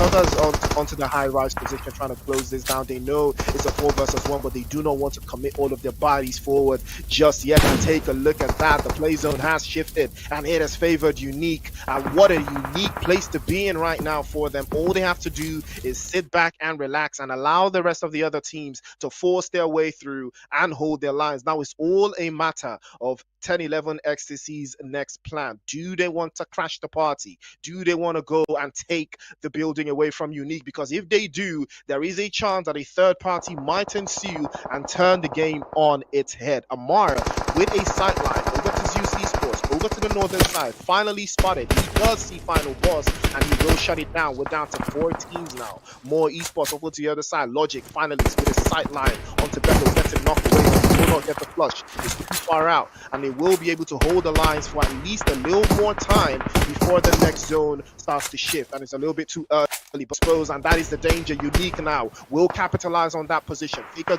goes down, and it's going to be a hard rotation. It's going to be a hard pickup if they are not playing too onto the side. But Vego will be getting flushed, and now the play zone will play its part and force all of these teams to defend. With his spray, Demonic goes down immediately as well. And now Zeus capitalizing 10 eliminations. Really be time for them to close this down and take away that position. Take a look at the grenades from Unique exist as well. One for the other, bombs away. And they are turning it around one by one. Aatrox could be the last one to hold this down. And they continuously mount the pressure, and 10-11 XTC immediately punished by the guys from Unique. This compound is the Lord's work, and it is easily executed. Unique will defend perfectly, and now it is all left to Zeus Moris. I mean, that was an interesting fight. Oh, it's been so long since I watched a fight, and I'm in disbelief of what is happening. I mean, more 10-11, they tried to survive the zone here, but unfortunately that's not going according to their plan and eliminated. And now Zeus Moris were able to get a chicken dinner on Sanok, and they might be looking to get another chicken dinner, but the zone will be the determinant here in terms of numbers. More esports, they have the numbers, they are able to hold the ground here before the zone decides to shift, and now it is going to be up to Zeus Moris to go closer to the players from Unique. But then Kaish finally leading the push here. He's getting closer to Zeus. He wants to be able to score but then Zeus Moris player logic, the amazing spray on Kaish, and the plays down. Zeus Moris now is feeling the confidence they needed to understand that they can easily get a second chicken dinner in the Pubg Mobile Africa Cup group stages. They will be the only able to get a chicken dinner back to back in this stage without even losing a single fight. But for now, Zeus players are waiting on Unique. For Team Unique, they are at a disadvantage. Kaish there did make the push by himself. Fabian did get closer to him, but what is happening is that they are losing numbers as the game continues to progress. They're exposing themselves to Zeus Moris, Staga, and his teammates. They're not going to be letting Kaish to get revived because now all they need is that chicken dinner. Now Frags, they will be going in for that rotation. Amazing damage on Frags. He tries to get closer, but then it seems like he's waiting for that hit. Zeus Moris, the zone is not on their side, and unfortunately, we have Team Unique being able to get the chicken dinner, and for Zeus Moris, they will not be able to get another chicken dinner in tonight's games. Absolutely beautiful performance from Team Unique and Zeus Esports as well. But like I said, that it was all down to the play zone. It was all down to the play zone. Play zone decided who the winner of this game was going to be. At the moment I saw the shift go to Unique, and they had a compound. If it wasn't a compound, the game would have been so different. But the fact that it was a compound, they chose the compound and they made it theirs. I think that alone, I think that alone was what won the game for them. That decision to take that compound and hold it, and nobody decided to crash the party on them. I was expecting 10-11 Ecstasy to, I was expecting 10-11 Ecstasy to crash the party. I was expecting 10-11 Ecstasy to take that position from them. That is what I was expecting, to just send it. It is what it is. It was going to be very hard because it was going to be a 3 versus 4, but the game is the game. I was expecting to just, send it, the risk, whatever the risk is, we'll take it. We might even maybe steal one elimination from that 3 versus 4, add to the points. You never know, but it's high risk, high reward. But it was still a very, very good game from 10-11. I love the rotation. It was just a matter of the play zone. Didn't work in their favor, but unfortunately, it is what it is. Yeah, unfortunately for 10-11 there, I mean, they had every single way of getting the chicken if they had just done something about the Unique team that was holding a compound, but it wasn't their game, and it's totally understandable. The easel is the next time. Looking at the MVP, we have Zeus Moris player Logic getting 5 eliminations, dealing a damage of 1074, 5 knocks, survival time at 26 minutes and 32 seconds, 1 assist, and a healing of 118 done throughout the game. I mean, Zeus Moris players are really getting to play together. It's actually very interesting to see how they have each other's back, and it is finally showing in terms of their overall results. We have second place top player, that is Unique Zist, getting 2 eliminations, a damage of 732. Zeus Fabian, third place with 2 eliminations, a damage of 609. Fourth, we have Zeus Thaga, 3 eliminations, a damage of 549. And then fifth, there we have at least one player from Ecstasy, and that is Amar, getting 3 eliminations and a damage of 532. I mean, as you can see there in the top players list, we have 3 players from Zeus Moris, and they have really dominated around Erangel. Just that the chicken dinner was not theirs for this game. The zone, just like Priest has said, they did not have the compound there. And for the players for Unique, they had the compound, and that is an advantage they carried for that last zone fight. Looking at the match summary, we have 51 eliminations, 10 headshots, a long distance elimination of 372 meters. Finally, someone tops the list, and that is Zeus Thaga. 3 grenade eliminations and 1 airdrop looted. I mean, we have witnessed these fights on our screens here tonight, and all I can say is the teams are not ready to lose that slot to PMGC. And if your team is not ready, then probably you will be with us as we watch another team playing in the PMGC games. I believe most of the teams right now are really focused on that chicken dinner, on every single elimination. They need everything to count because it's only one more stage, actually two, because they have to finish group stage, come to finals, and then now go to PMGC. So there is a lot that is going to be on the line. I really hope they're going to be changing their strategies. But I mean, it's too early to predict. They have at least one more week and a few more games to go, and then now we can start talking something different for the teams. Yeah, I mean, you're right. You're absolutely right. Everybody's strategy right now is get to Nairobi first and foremost, and that is just what's important. Every single team has had a plan to get to this stage. But the highlights are up next, and let's take a look at how these little bit of clutches went down. We saw some interesting action. We're going to tell you guys.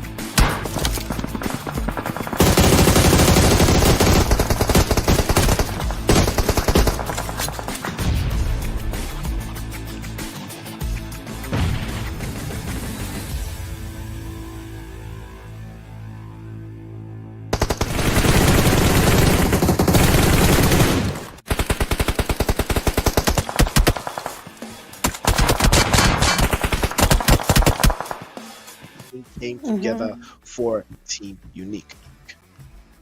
Exactly. Team Unique there had everything in place from the numbers to the compound and the zone as well. But as you look at the chicken, winner chicken dinner team starts, we have Unique Frags there getting 2 eliminations and dealing a damage of 407. Unique Kaish, 2 eliminations as well, 334 damage. Zist getting 2 eliminations, 732 damage. And then now we have Unique Zaya getting 5 eliminations and a damage of 384. I mean, the team here, we can clearly see how well they tried to get a lot of things happening. But for Zist, he just had a lot more damage with the covers for his team. And the match ranking here, we have Unique getting 21 points in first place with 11 eliminations to their name. Then coming second, you have Zeus there with the 17. Third, you have XTC 10. Fourth, we have Neon Rising 8, 5 more esports at 7, 12 coming in 66 points. Not esports at 7th place with 4, GUF with the 3 eliminations at 8th place, SU 9th place tying with the Rodriguez, 2 points each. RAG, 4M, and EXE getting 1 point each from that game. Really unfortunate for the other teams that were not able to get their points at all. But looking at the overall ranking, it seems like Team Unique finally gets their place back and they get first place with 77 points in total. Zeus right behind them, 76 points. 1 point margin is very small. Anything could happen in just one game. So we'll be seeing how that plays out. Neon Rising in 3rd place with 57. More esports, 4th place with 54. 5th place, you have 3 seed 51. 6th place, Angry Time with 12 esports, 48 points each. And then 8th place, RJC still somehow managing to be in the first page of the results, having 47 total points in their name. I mean, amazing plays. They're coming from the teams Unique there with a comeback, getting 77 points to their name. That is really impressive. So we'll be seeing how they perform, of course, tomorrow, seeing that Group A matches are done for the day. But for Unique, Zeus, and Neon Rising, the tomorrow's games will be a very huge turning point in terms of their overall results as of the games they play tomorrow. Yeah, absolutely right. I mean, you would love to take note of, Three Crown Esports, Angry, and RJC. These teams have played only 4 matches, and they have still maintained that top draw. But 10-11 Ecstasy, that performance catapults them back into the top 14. 6 matches plays execute as well with the same points across the board. But that tells you that, okay, there's a little bit more where that came from. Glory as well, 3 points to the good. 3 matches played. 40 points to the good. Same thing with One Band and the rest of these other teams, Final Boss, Temper, F4, and Espada. Now, these teams will need to add some more points to the board to catch 10-11 Ecstasy and bring them all the way back down. But that tells you all you have to know. All of these teams, they've picked up on their strategies, they've advanced, they've done better, and now we've seen the top 16, but it is not over. 4 games down, 1 more to go, ladies and gentlemen. The PUBG Mobile Africa Cup will be right back after the break to bring you a brand new group, a brand new map, and some brand new action. Stay tuned.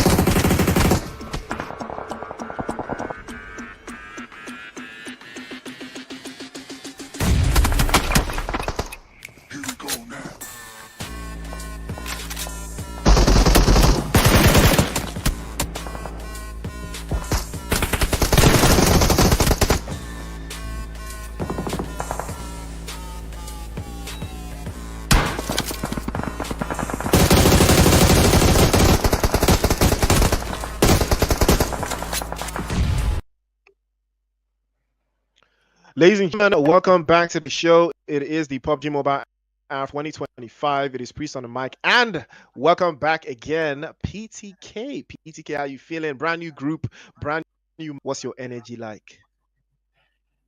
Right now, my energy is so high because I've been seeing what these guys, my riches, are doing. Bro, have you seen the unique esports? Have you seen Mao esports? Have you seen Zeus esports? These guys are going for the action. These guys are going for it all. They know that they are at the top. And you know what? Something that is surprising me is that unique esports, they know that the pressure is there, but they still go for the push. They still get, these guys are going all in. These guys know what is there. But guys, we are in the group B. This is the schedule for the day. This has been it. The first game, that is the Donkeys took the win in the Group C.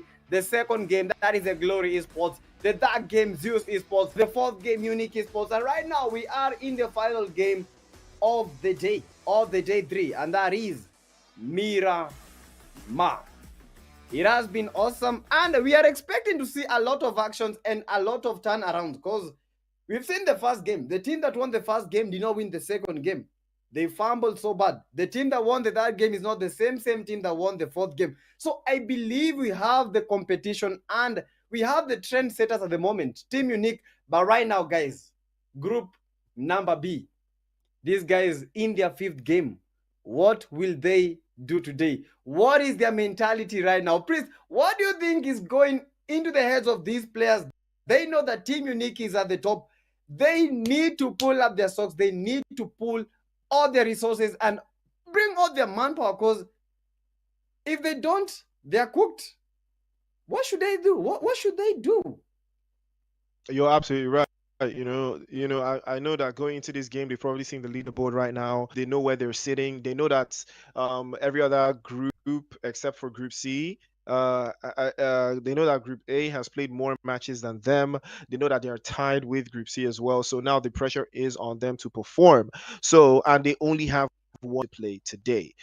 So that is exactly what that spawns into. The pressure is already on them now. Although there are a couple of standalone teams like Three Crown Esports and a couple of others that are still looking very strong and have played lesser games. Three Crown Esports currently sitting, I believe, with 50 points or so, and they have only played 4 matches. So that is already very impressive. So yeah, they've locked in, and I'm expecting more from them to, up the ante, reduce the distance between themselves and likes of Unique and the guys from Zeus as well.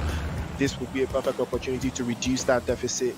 Although it's a brand new map, it's Miramar, it's going to take a lot. But, what teams are you looking forward to, though? Do you think there's any team here that, is going to take that pressure, especially those teams that are sitting on the other side of the leaderboard, from 9th all the way down to 16th? Do you think that, this is the map where they will decide to turn up? Yeah, I think this is the map that may bring some awesome thing that we are not even expecting.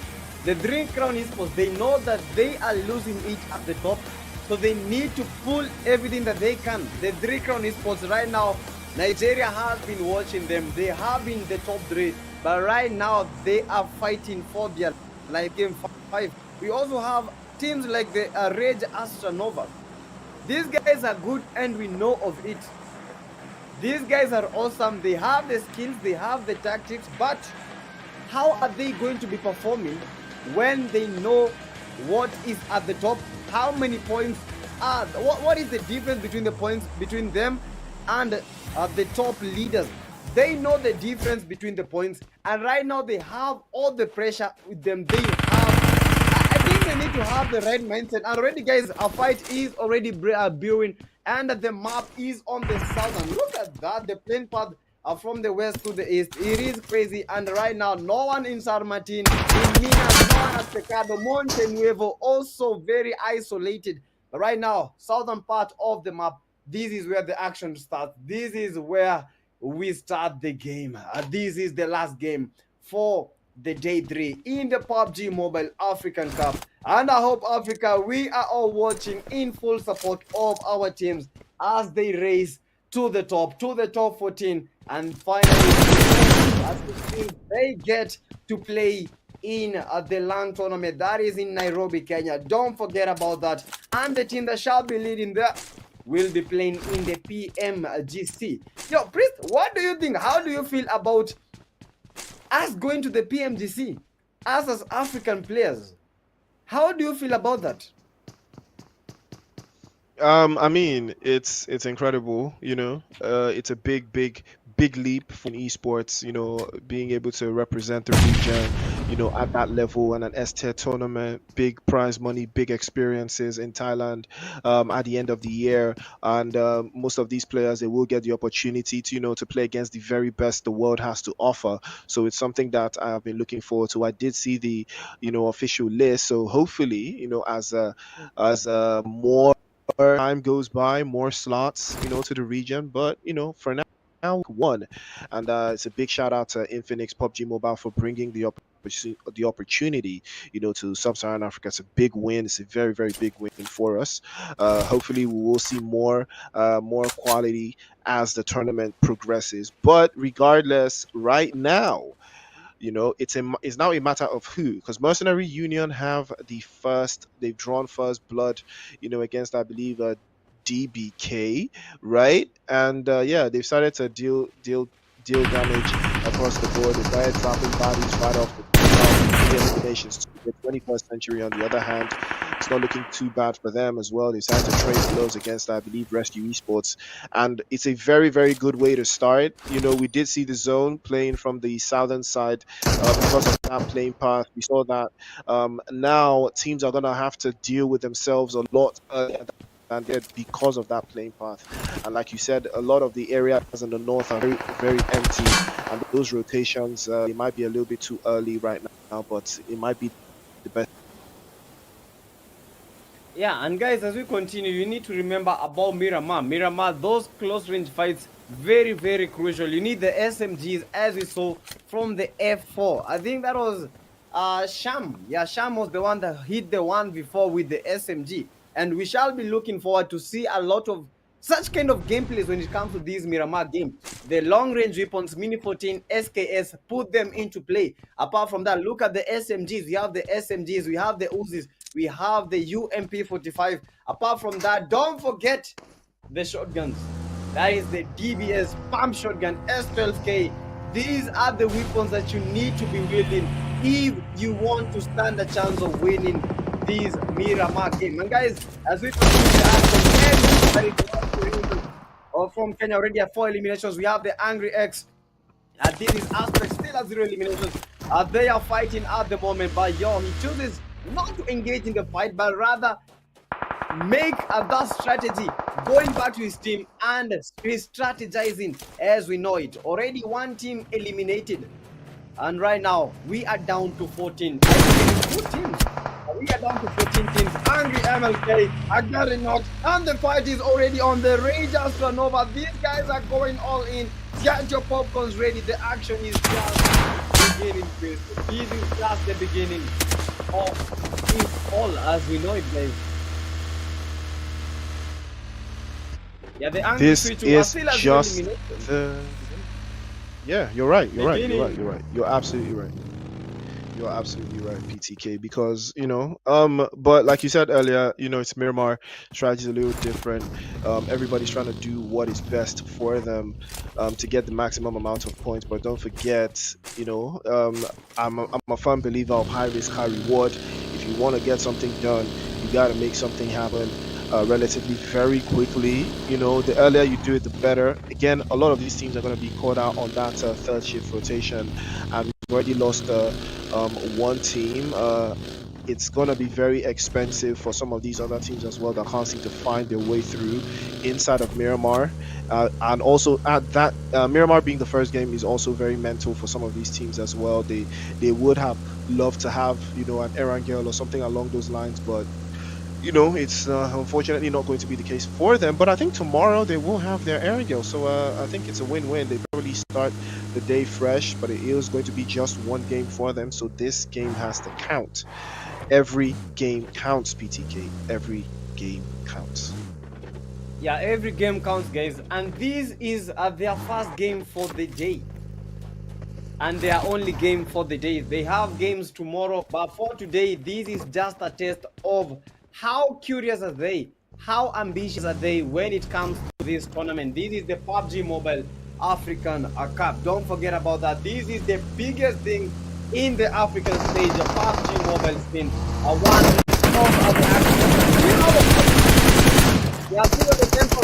Now they are trying to get something. Oh my goodness! That's the first shot. Not the temper eSports. And the temper. These guys very hot tempered. And they get their fast elimination. Also the temper is giving quite some third party. Are trying to survive. But we down Mirado trying to position themselves. They were receiving some fight. But right now, entering the play zone. Teams that have eliminations. That is the MU with 4. We have the RRG with 1 and Temper with 1 elimination. The zone is closing in. Zone at stage 1 as we continue to count losses and to count wins when it comes to these fights. Guys, Miramar, the land of the dry bones, the land of the dry shots, the land that makes this happen. An 8x8 map, one of the most competitive maps that I have ever seen. You know, you can lose it at any time. Very barren indeed.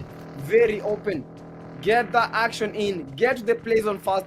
Get the highland. I think if you have the highland, you can dominate the game. Or please, do you think the players should be using or team should be using in order to get the advantage when it comes to this game? You know, I think it's more about the strategy of staying alive, you know, to the final third. I think the best teams try to keep their numbers up. You know, when we get to zone 4, zone 5, you know, the teams that do have up to at least 4 players up at that stage tend to, you know, perform a lot better than teams that have lost, you know, teammates along the way, along the rotations, along the breaks in transition. So all of those things are factors. But when it comes to, you know, trying to get the best out of your performance, I think it's always going to be key to get to stay alive as long as possible. If you can't get into zone 5 with 4 players, you're at a very, very huge advantage. And you can see Mercenary Union, they are one of the teams to look out for that does this. They are very good, you know, in keeping their numbers up. They do not necessarily farm the eliminations early on, but if they do get an opportunity to do that, they will not turn away from it. You can see them, Hulk and the rest of the team. They are now more prioritizing getting into a better position inside of the zone and then holding the lines and getting a high ground angle. We've seen them play exactly like this before, and it worked in their favor. And I think that, you know, if it ain't broke, you don't got to fix it. So I think that is what they are trying to achieve here. So it's more about, in Miramar, it's all about staying alive, getting your numbers up, staying with high, making it very difficult for teams to, you know, eliminate you in a form situation. I think that is the most ideal thing. Navy SEALs as well, another team from the powerhouses of Gabon, also looking for a way to get more numbers up. They're spotted through Zeus as well. So many teams here with the same strategy, all of them trying to get high ground positions in Miramar because, you know, that is how Miramar is built. So we'll see whose strategy is going to come out the best. But my eyes are going to be on 3 Crown Esports and Mercenary Union. Those are the top performing teams on this map. Maybe Temper as well. Different strategy that they play here, though, but it looks like that might just work in their favor.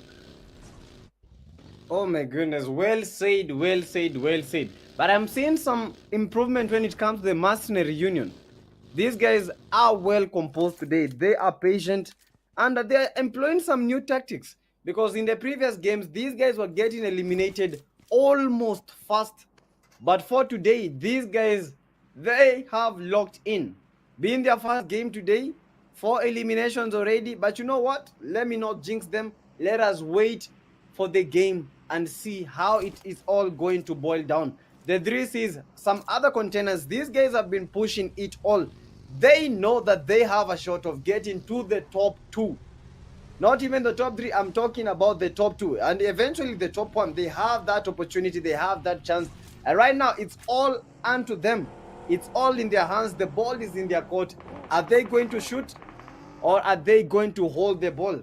So they need to employ new tactics, new ways of surviving. That is quite some knock from the 21st century. Aimbot with 1 elimination that elimination is very, very crucial. That is why he took the elimination fast, even without the heals. He knows if the eliminations get stolen, that is 1 point out of them. But guys, as we continue with the action, don't forget, support your team. Let them know that you are there for them, as well as they are here representing you guys. These are the Mad Monkeys, your might. We have the 21st century. These guys, I believe they were the winners of the last game that we watched, right, Fred? I think in the day 2, I think these guys were the winners. Yeah, and it was Miramar too. Yo, are they going to do that today? I hope they do. If they can replicate that, that will be like a 2-time thing, like a 1-time, 2-time thing. I don't know if I'm choosing my words correctly, but I think will be one of the craziest things. Having won a last game and today going for the last game and winning it, I think that will be one of the top clutches, one of the most IQ gameplays. Obviously, and we have a fight, and the 3C owner down. Oh my goodness me, that is quite some qualifier from the DCs, and the RRGs are out. Rage Astronova are out. How in the hell did that happen? 1, 2, 3, bang bang, and they are out in a blink of an eye, and we don't see them anywhere. The 3Cs, they fought a good fight. They have, I believe, they should have 4 eliminations, but they only have 2 eliminations. So I think some third party was there. Yeah, but GG's. It looks like. Oh my goodness me. Yeah, it looks like Navy SEALs got a piece of the action, and they did apply some pressure onto the guy.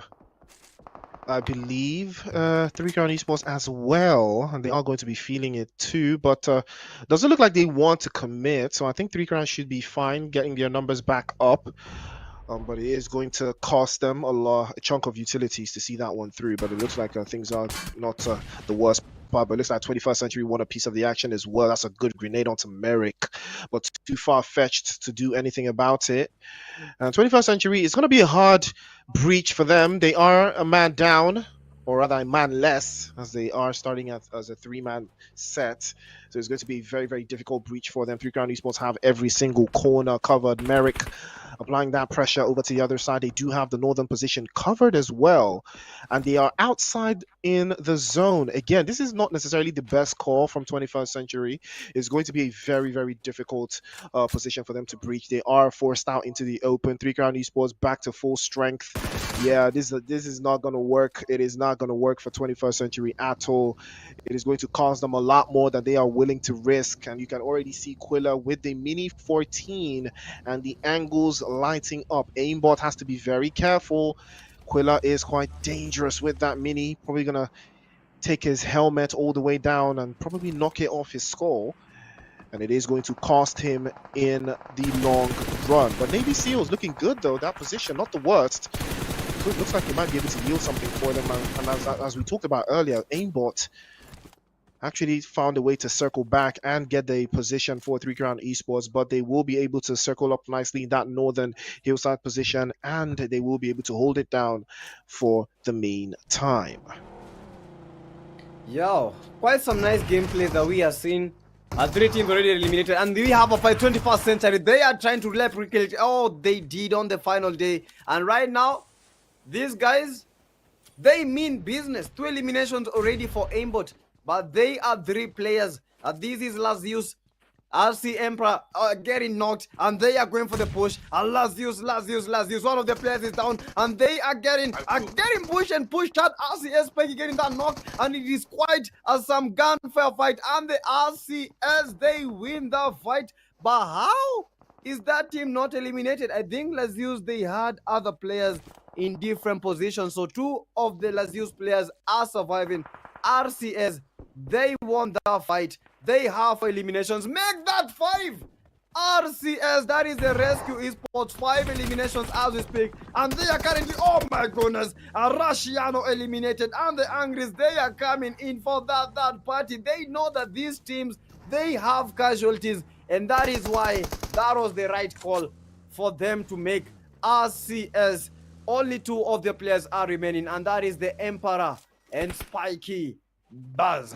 Get that buzz in, because this is definitely it. Final game, Zona Stage 4. 38 players remaining, 12 teams in total. Who is going to be that cream de la cream when it comes to Miramar? 21st century. Are you going to maintain it, or are we going to see another champion? It is quite awesome, guys, to watch this, as everything and fumbles, as everything and wrangles in Miramar. A good game, a good, I think there might be a knock. A nade for a nade, but who is made to send that nade in? A Temper Shukrus getting that nade in, but didn't get the knock. But they already have a knock. The knock getting revived as we continue with the action. Temper Shukrus as they make the push. Oh my goodness me. Oh my goodness. Will they be able to make another knock? I don't believe they will. Oh my goodness. Temper Shukrus. What is happening? What is this gameplay that we are seeing, Priest? I believe teams are not heading like head on. Teams are just making flanks. They are not going for the fight.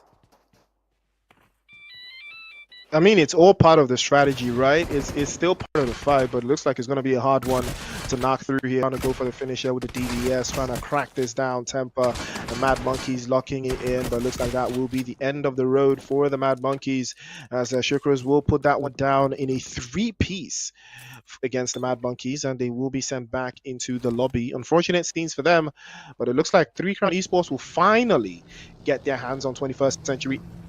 Aimbot getting knocked away there. Trouble in paradise for 21st Century, and that the numbers advantage, they may be losing out to that one. They can't find a way through here. A couple of minutes onto the play zone, starts to shrink even further down to zone 6. And now things are about to be very interesting here. Navy trying to hold a defensive line in the compound. It looks like it could work in their favor if they can keep the likes of Mercenary Union at bay. Remember, it is all about the numbers and the zone. Mercenary Union, their rotation came in a little bit too late here, so this might cost them something if they can't find a way through. Hawk already looking for an angle to close this out with. And Akaza probably has the same idea from him, but that's a beautiful Molotov. Over to the right-hand side, that's a perfectly launched grenade. It does hurt a little bit there, and that will put things into perspective. Merrick already trying to get a better angle here for the guys from 3 Crown Esports. 21st Century getting forced all the way back. Merrick spins the block and gets all the way around, and that was all part of the strategy, opening the floodgates for Quilla. And Merrick gets a beautiful off angle onto Probot. He gets knocked away now. It's Aimbot, and look at Aimbot. He's swaying left and right, side to side, like that guy did from the Unrising. And again, that swaying from side to side does not stop the bullets from touching you, and he will be swept away. Fusion coming through from 3 Crown Esports, and they will claim another set of victims, bringing their eliminations all the way up to 5 eliminations. And like you said, okay, 5 eliminations for 3 Crown Esports, 5 eliminations for, Rescue Esports as well. Mercenary Union with 4, Temper with 3, Angry with 3. Now these teams all sitting at the top, but the only difference is Rescue Esports and Angry are 2 players down. Do you think they can win with just 2 players? Honestly, I think it's all possible. I think they can win with 2 players, because let me take you back, guys. Let us just rewind a bit. What we just saw today, a player getting a 1v4. I think if there are 2 players, what they can do is like magical. They can do like something awesome out of the books, and they can shock us. So as much as it's a numbers game, it just boils down to it. You need to have that winning mentality for you to win. But if you see you don't have the numbers, you start losing hope. I don't see you going anywhere. You just have the right mentality and have hope. If you don't have hope, what do you have? You are just destined for loss. So all the teams that are playing with duos, with trios, they need to employ that mentality. They need to have the right mentality to win a game. They need to have it all. As we know, all of them, for players to be here, they are skilled. So they already have the skills. Right now, mindset, it all lies down in the head. And guys, 9 teams remain, 28 players in total. At the time right now, 21 minutes in the game. And for the 9 teams, that is the 3 Cs with the 5 eliminations. Rescue Esports with the 5 eliminations. MUs with the 4 eliminations, Angry with the 3, Tempers running high with the 3 eliminations, RRQ with the 1, Rex with the 1, Navy with the 1, and finally the 1 Banda with 0 elimination. But what is happening? The Rescue Esports are suffering yet another casualties, and only one of the guys is remain. That is Emperor. But Emperor goes for the revive. But they are getting pushed, and they are getting pushed hard. I think it's all going to be happening right now. Ruthless is, oh my goodness, one band dancing to the tune. And that is how they have been eliminated. But I don't know about the one band. Why was it only one player remaining? What is happening to the one band? Because when you look at the table, I don't think it's looking great for them. And right now, they already have been eliminated. What is going through their heads? Like, how are these guys? What is the tactic? What should they do? Oh my goodness me. I have a lot of questions and I don't know if they will be answered. But I think they need to come with a different strategy. That is for the one band.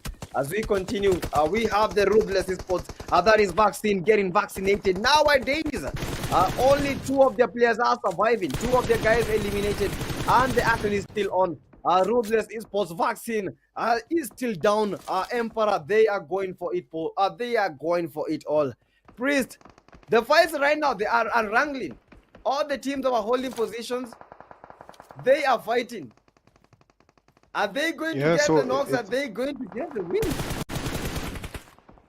Valid questions. Valid questions. It's really a matter of who wants it more at this stage, because we, like I said, we have 3 big dogs, all with 4 players up. Mercenary Union, Temper, 3 Crown Esports, all sharing 6 eliminations apiece.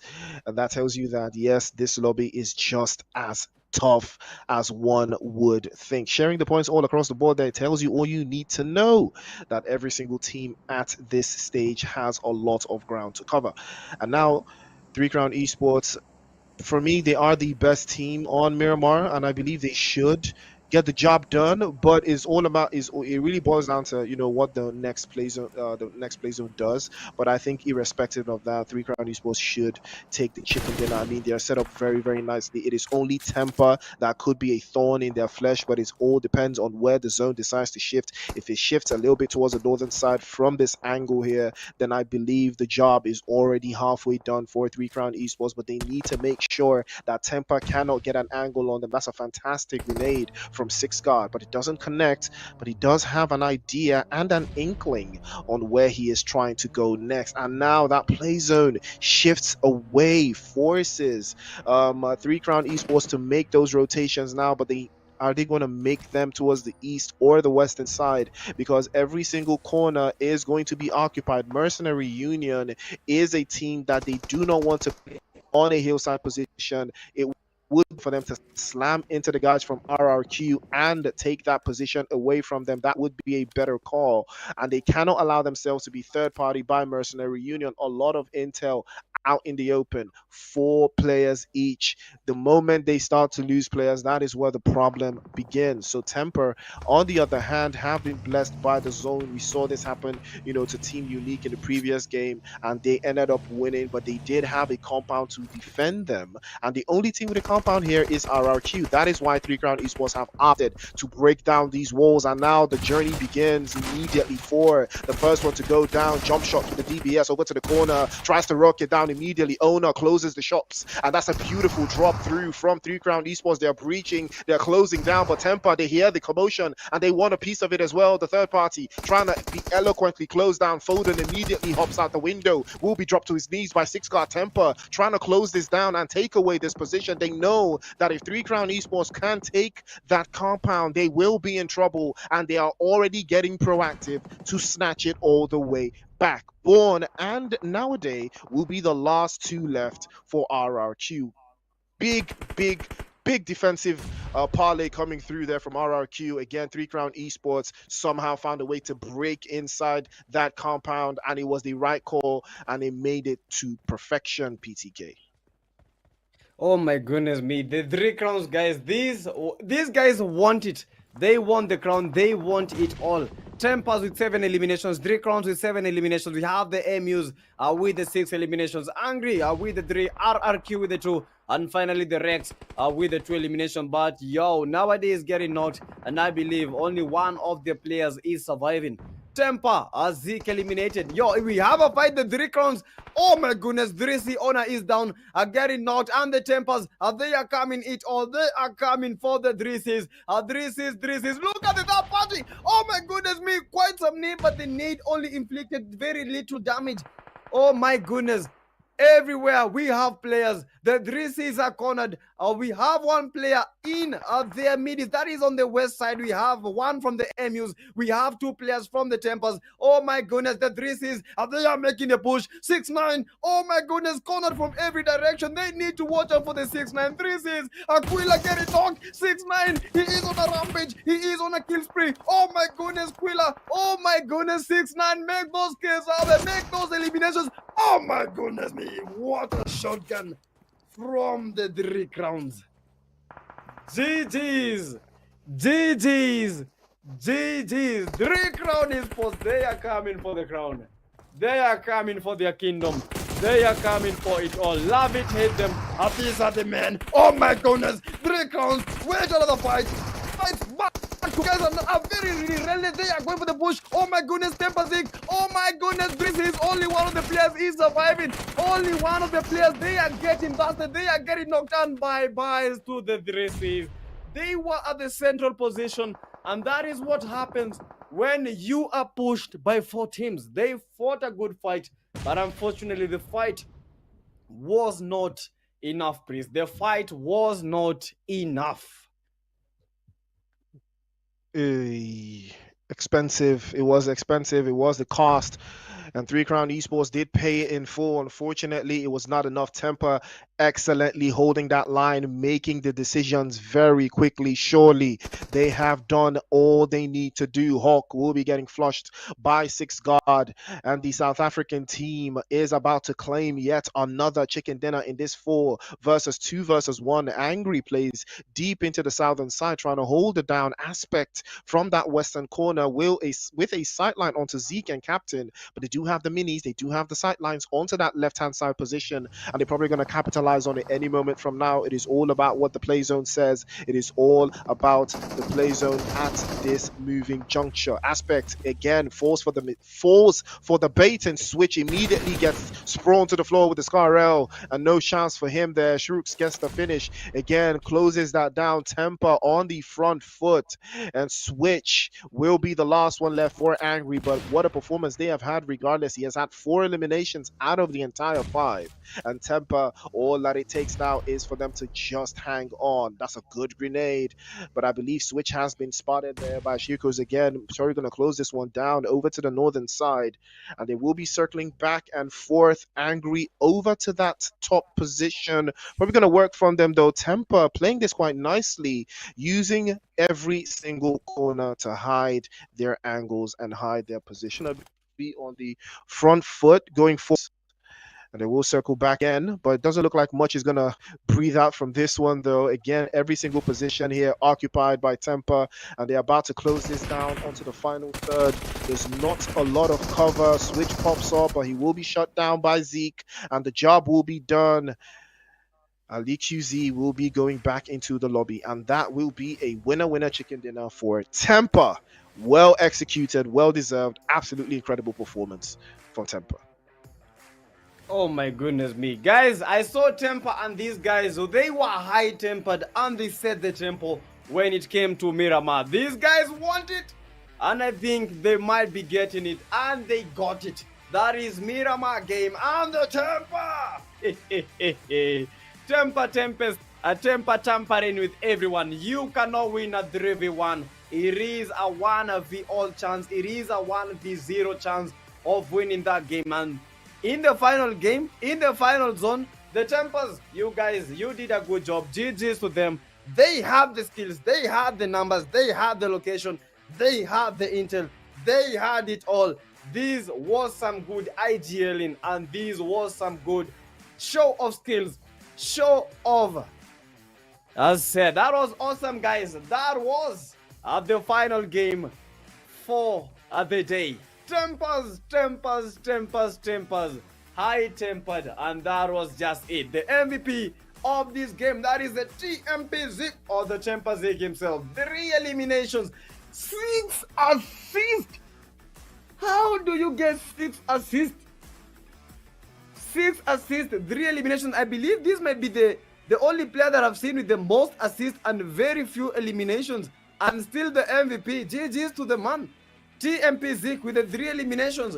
Quite some damage. 931. 3 knocks. GG's to that guy. 3 C's. Merrick's. They played a good game.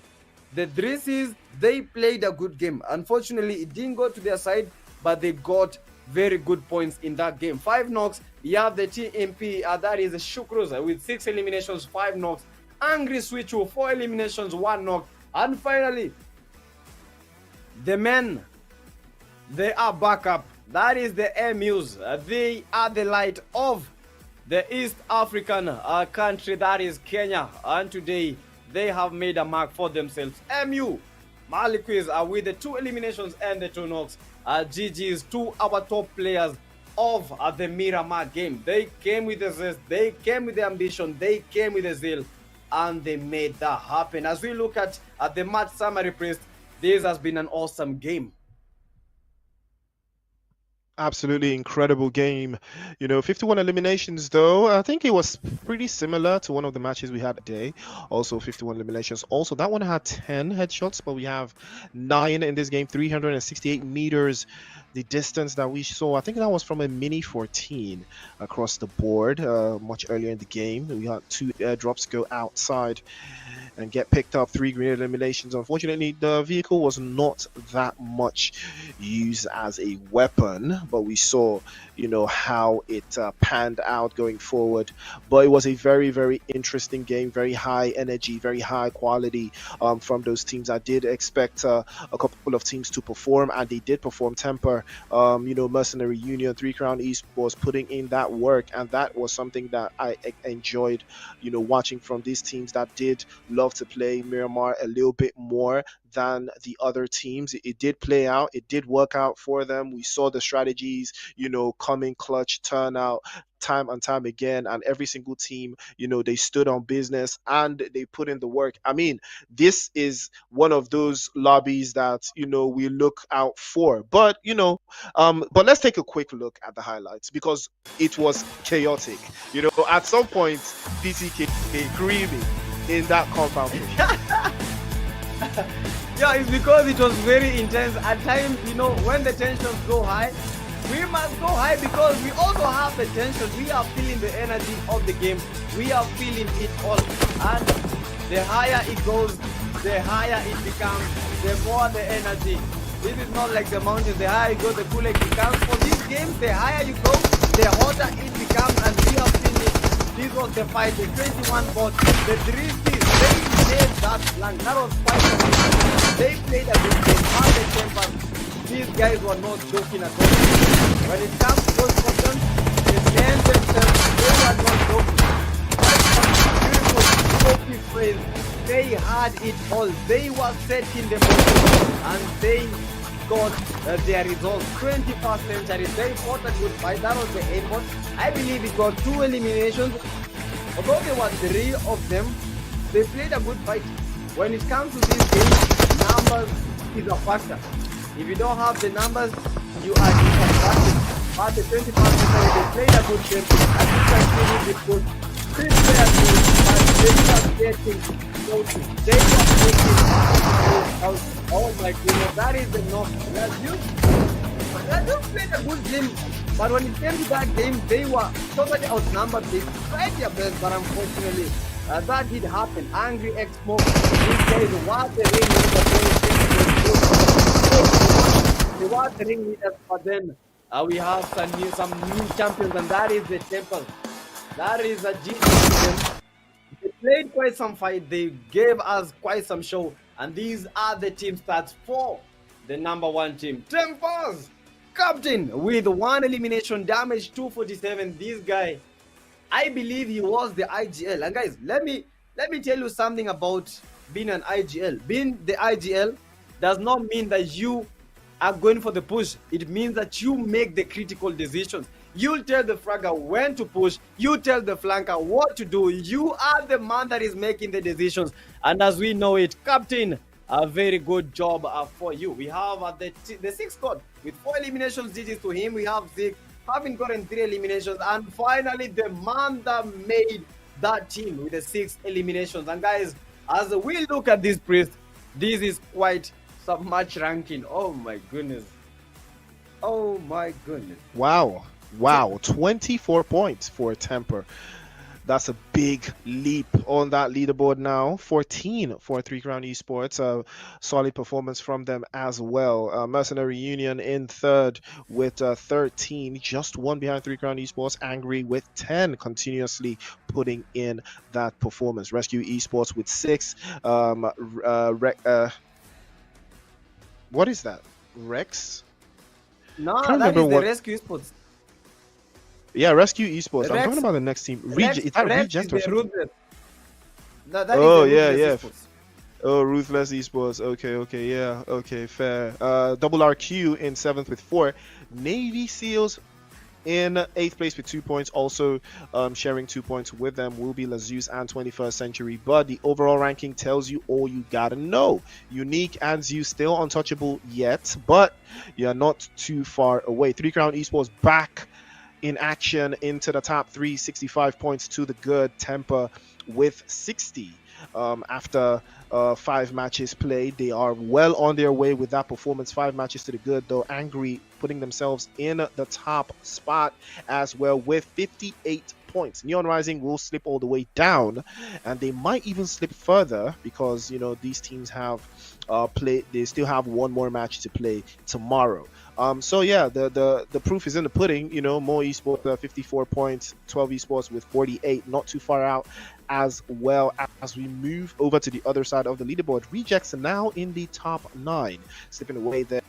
But XTC Execute still with 43, now slipping down into that 14th spot, being occupied by Final Boss. But let's not forget, one band did play in this lobby, 21st Century as well. They have now added points to their tally, but they only have 1 match left, and they have a lot of ways to go to add more to the points that they've already gotten. So eyes will be on them tomorrow for sure. Espada, the same exact thing. These teams are kind of slipping away.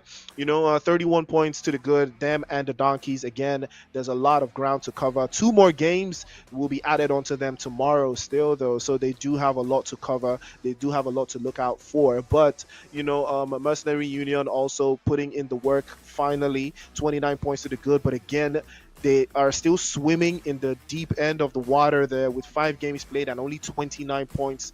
They can do so much better, and they need to do so much better. They need more performances like the one we just saw to keep that on. But let's not forget, Double RG is also here. 5 matches played, 27 points. Not the most ideal setting, but they do play 1 more game tomorrow to balance the scale. So that is where everybody's going to be looking out for. Rescue Esports, the exact same thing. They gotta be looking out for it, and they have to be very, very certain, PTK. But take a look at these teams, PTK. Do you still think that there is hope for these teams? Honestly, I still believe we have hope because look at the SUs, the slaughter units. Let's take a game, and these guys get 24 points. If they get 24 points, I believe they're in the top 15. I think they'll be in the top 15 or the top 12 because they'll have that is 48 points, and 48 points you are in. So there is still hope. There is still hope for the teams that are here. That is from team number 25 to team number 48.